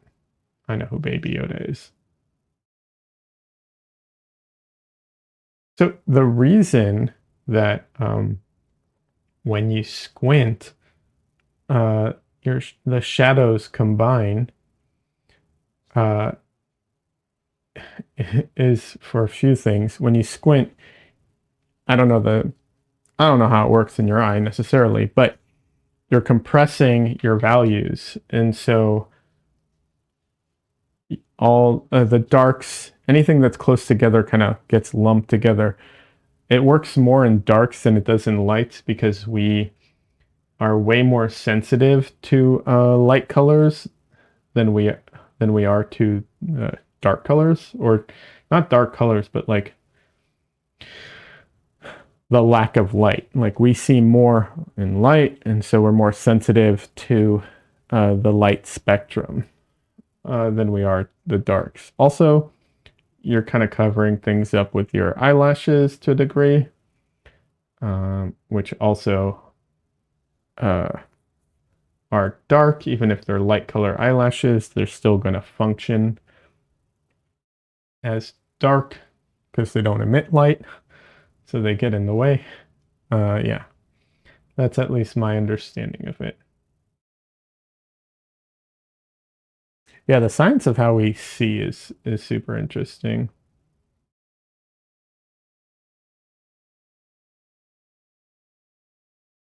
I recently watched a video again because I keep forgetting, like, so magenta is considered a color that doesn't exist and a color we imagine or we hallucinate in a way.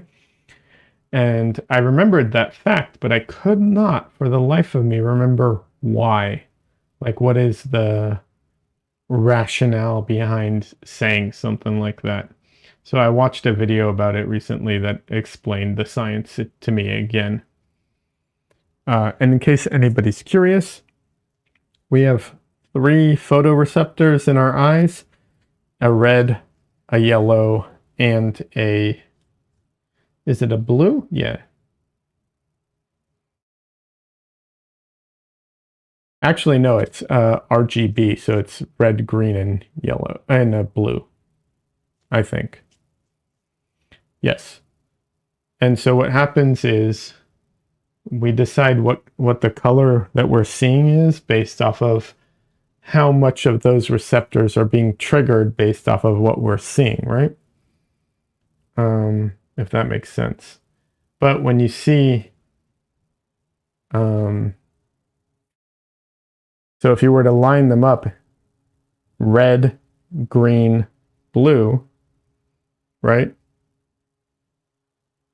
What happens is when we see magenta, the red is getting triggered and the blue is getting triggered, but the green is not getting triggered.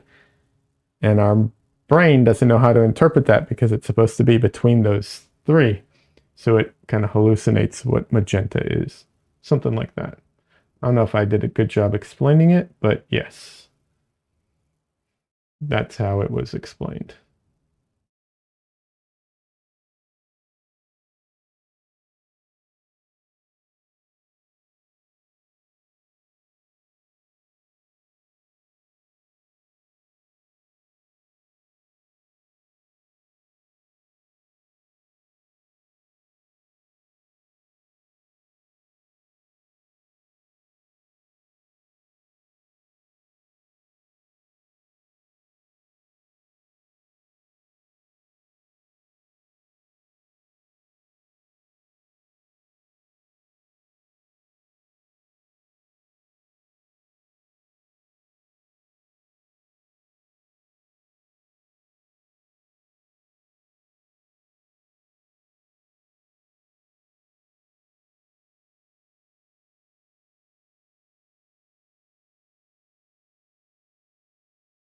I think it's funny that people are still making videos about how re- uh, red, blue, and yellow aren't the primaries, but it's CMYK. Uh, I mean, it is. Don't get me wrong. I just think it's funny that people are still making this basically the same videos that other people have already made. They're just making it again in a different format.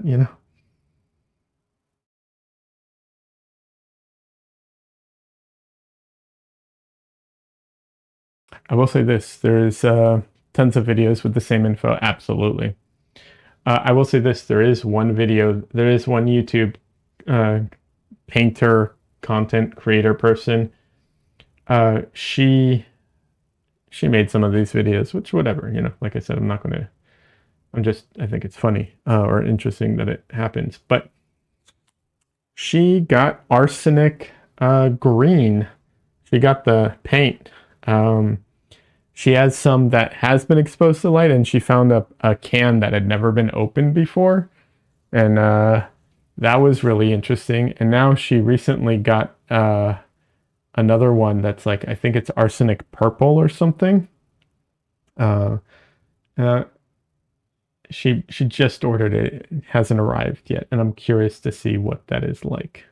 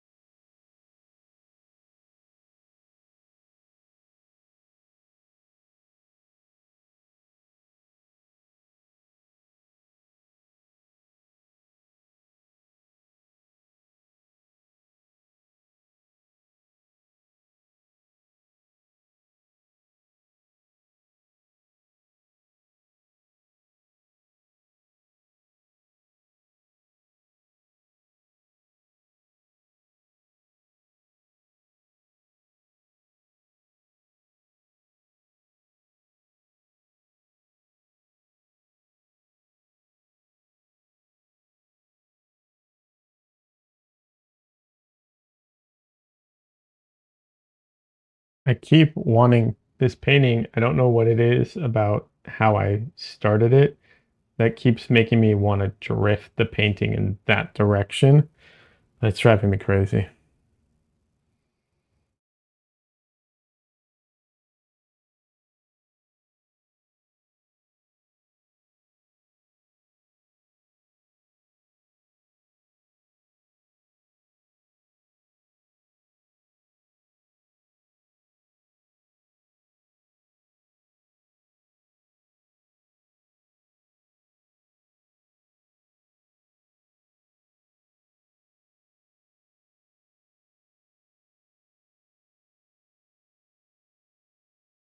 I'm trying to combat that right now by like putting in a very strong defining spot.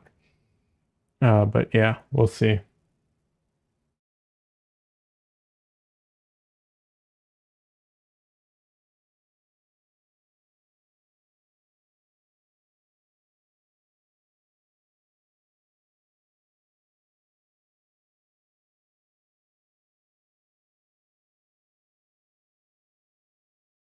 Maybe I'm wrong. Maybe I'm overcompensating now because in the beginning I really messed it up and everything had to be moved over. I'll have to take a photo and check it later.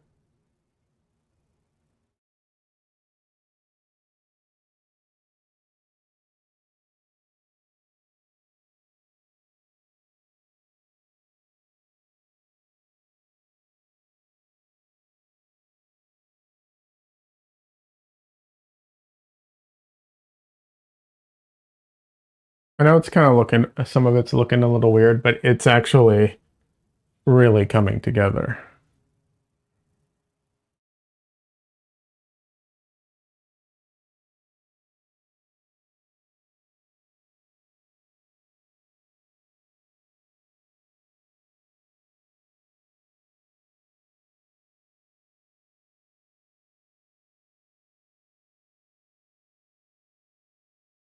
I'm kind of lacking the ability to do what I'm about to talk about here, but when working on what's it called?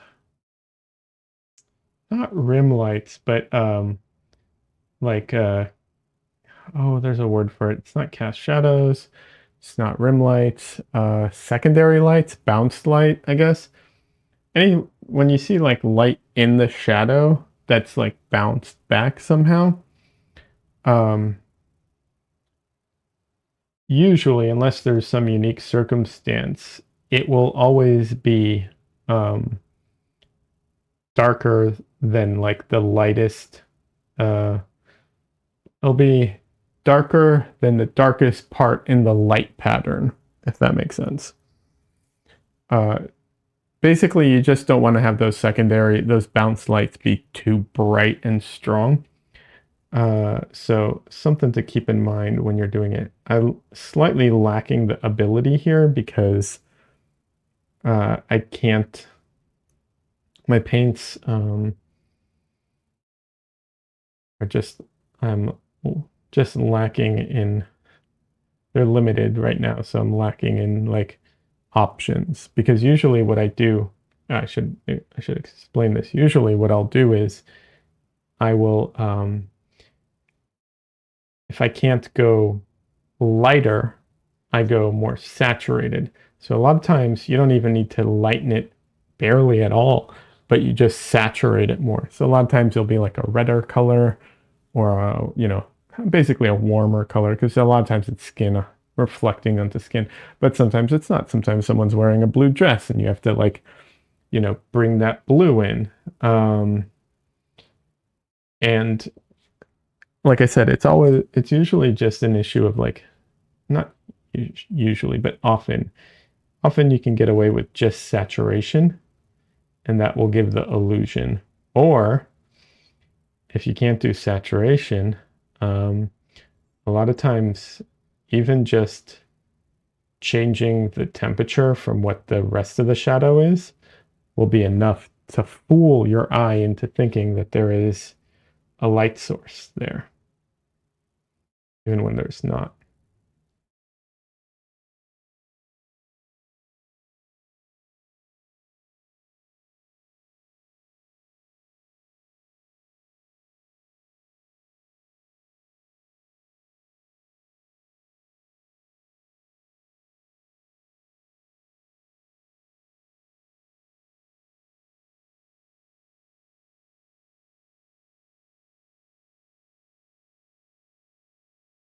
All right, I'm going to probably end stream soon because my back needs a break and, well, it's just getting late. What am I? It's getting late. I also need to prepare for tomorrow. In case anyone's watching this or just stepped in, I will be a guest on the Dylan Sarah Draw Together podcast, YouTube channel, interview show. Yeah. Link in the description. Stop by, say hi.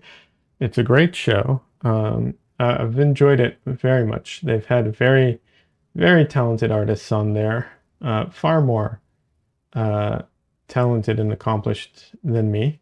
I just am good at talking. So, wow, that's the first time I've said that. But I was bold about it and got myself on this show.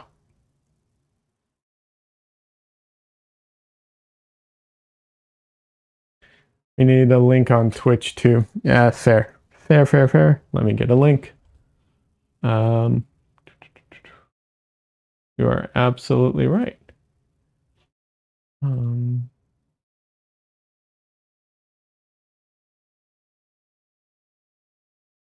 Let me get that link.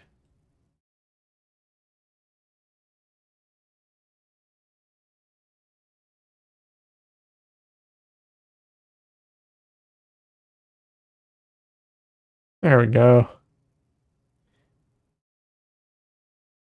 I'm at almost 500 followers.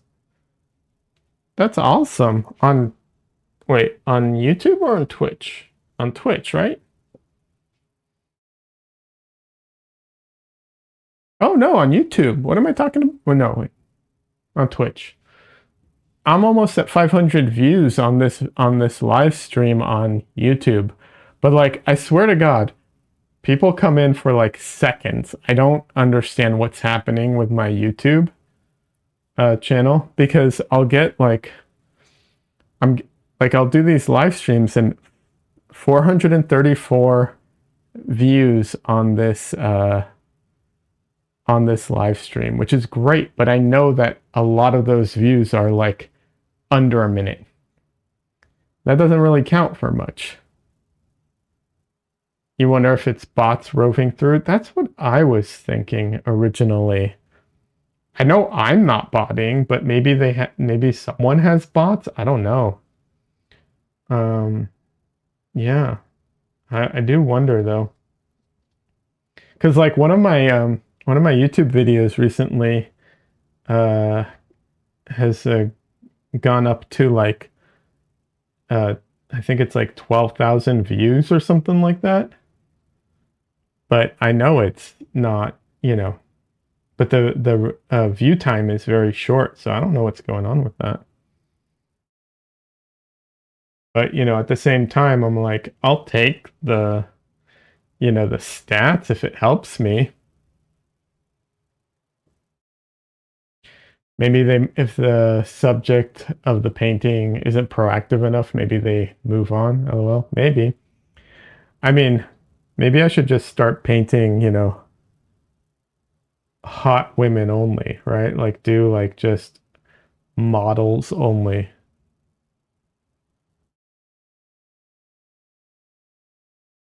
I mean, technically, I'm always painting models because anyone who poses is a model, but you know what I mean.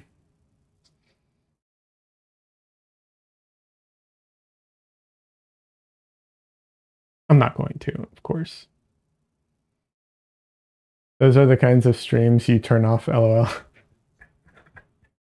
And look, I'll be honest. I'm not opposed to painting pretty people, and I'm also not opposed to nudity in general.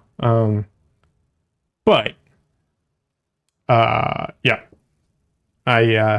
I'm not going to go out of my way, and I'm not going to be like, oh, I'm painting from now on. I'm only painting OnlyFans models to get the algorithm going. Yeah, no plans of doing that anytime.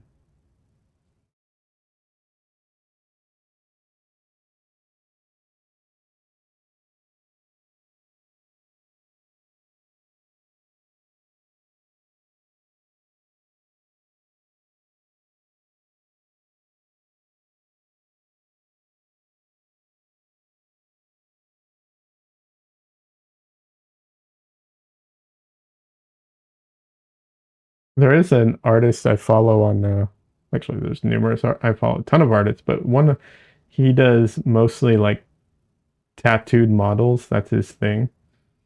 Um, that's what he does. He paints tattooed models. He's a really good painter.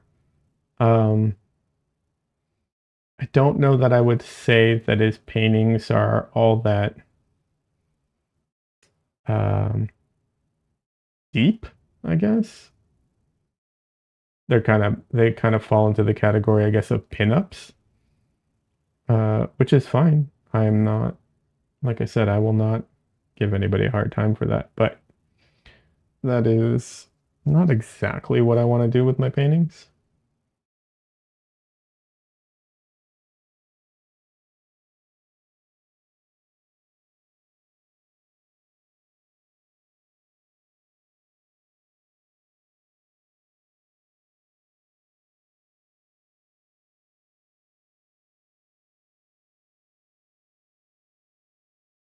I just remembered I should probably get some painting surfaces ready for tomorrow as well, right? Like if I'm going to be drawing while they interview me, or rather painting while they interview me, I should probably have something to paint on. That seems smart, right? Yeah, definitely should do that.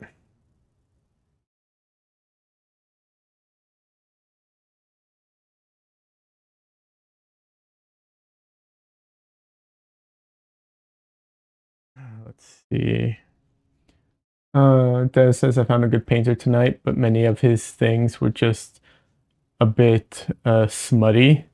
So you didn't follow, even though some of the other things were really good. You know, I don't think that, like I said, I don't think there's anything wrong with that. But I get it. I understand. I guess it depends how smutty too. I'll say that. I can see that. There's degrees, right? So I can see that.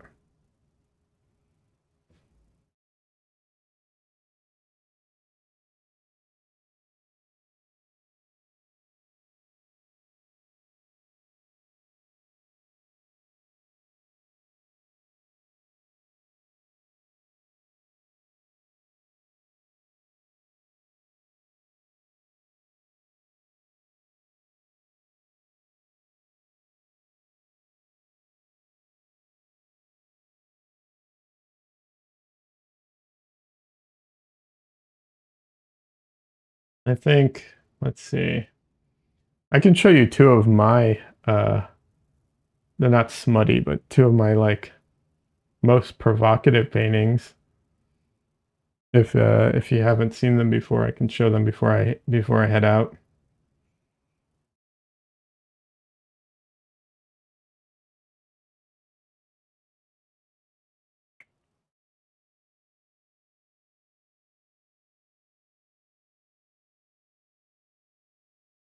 Like I said, I don't think they fall into the category of smut at all, but they are. Some people will find them provocative. I don't know who these people are, but whatever.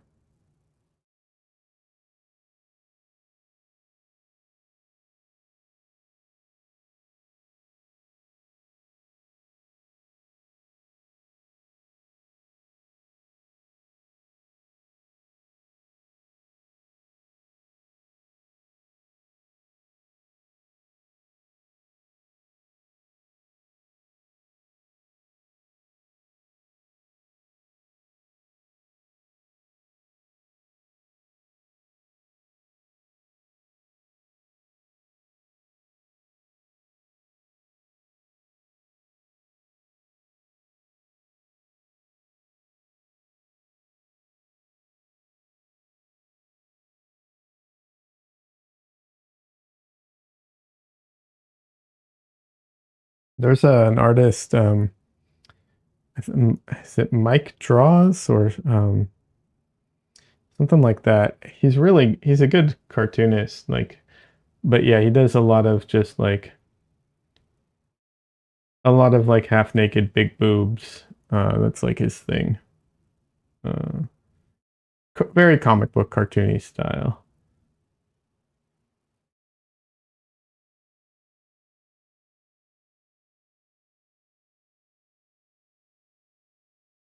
Okay, I don't like this. I'm just gonna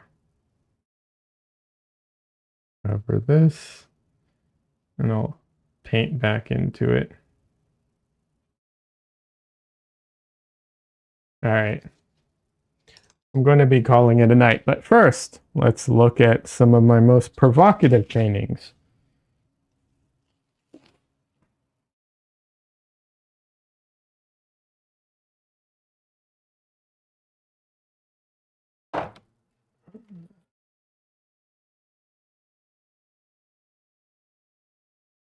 I showed this one recently. She has a tongue ring for the record. But she is sticking her tongue out.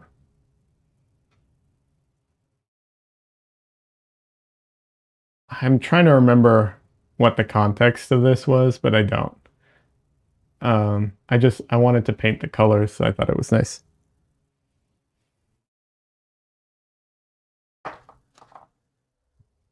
And then another one,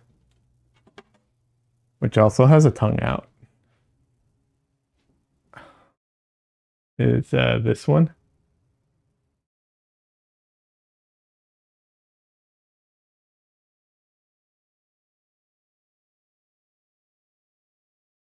But I added the blood on the tongue. I thought that was interesting. Put it that way. I thought it added something to it. It made it a little more edgy.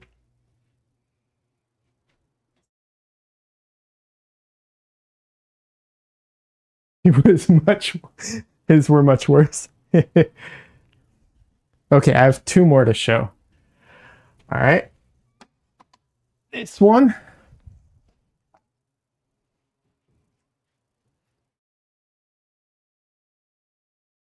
All right. Wait a second. Face cam. All right. This one, which, you know, I think is totally fine. Like, I don't think anybody really would call this anything. But there's this one. And now, the worst of the worst. Are you ready? This one is absolutely the worst.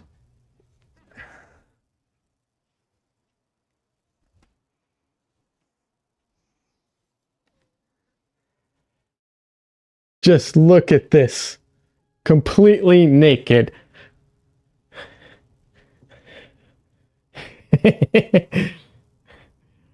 Oh, Cheston, baby boy. Oh. Oh, thank you. Thank you for the lick. Oh, thank you. Yeah. Oh, you're so cute.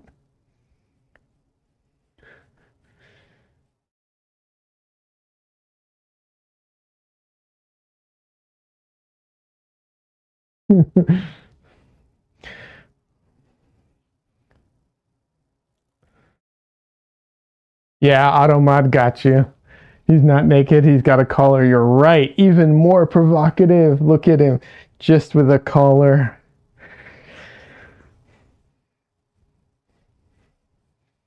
Oh, he's so cute. Yeah. You're so cute, little boy. The beans. He's got beans. Okay. I'll let you go, little boy.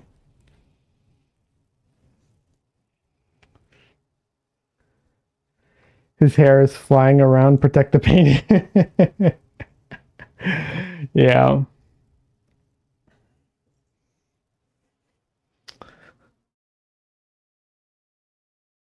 If any falls on the painting. So, just so you understand where I'm standing right now, the painting is like a foot away from my hand, from this hand. So when I'm holding him here, these hairs probably won't go all the way there. But if they do, I'll pull them off, and if I don't, I'll paint over them. And you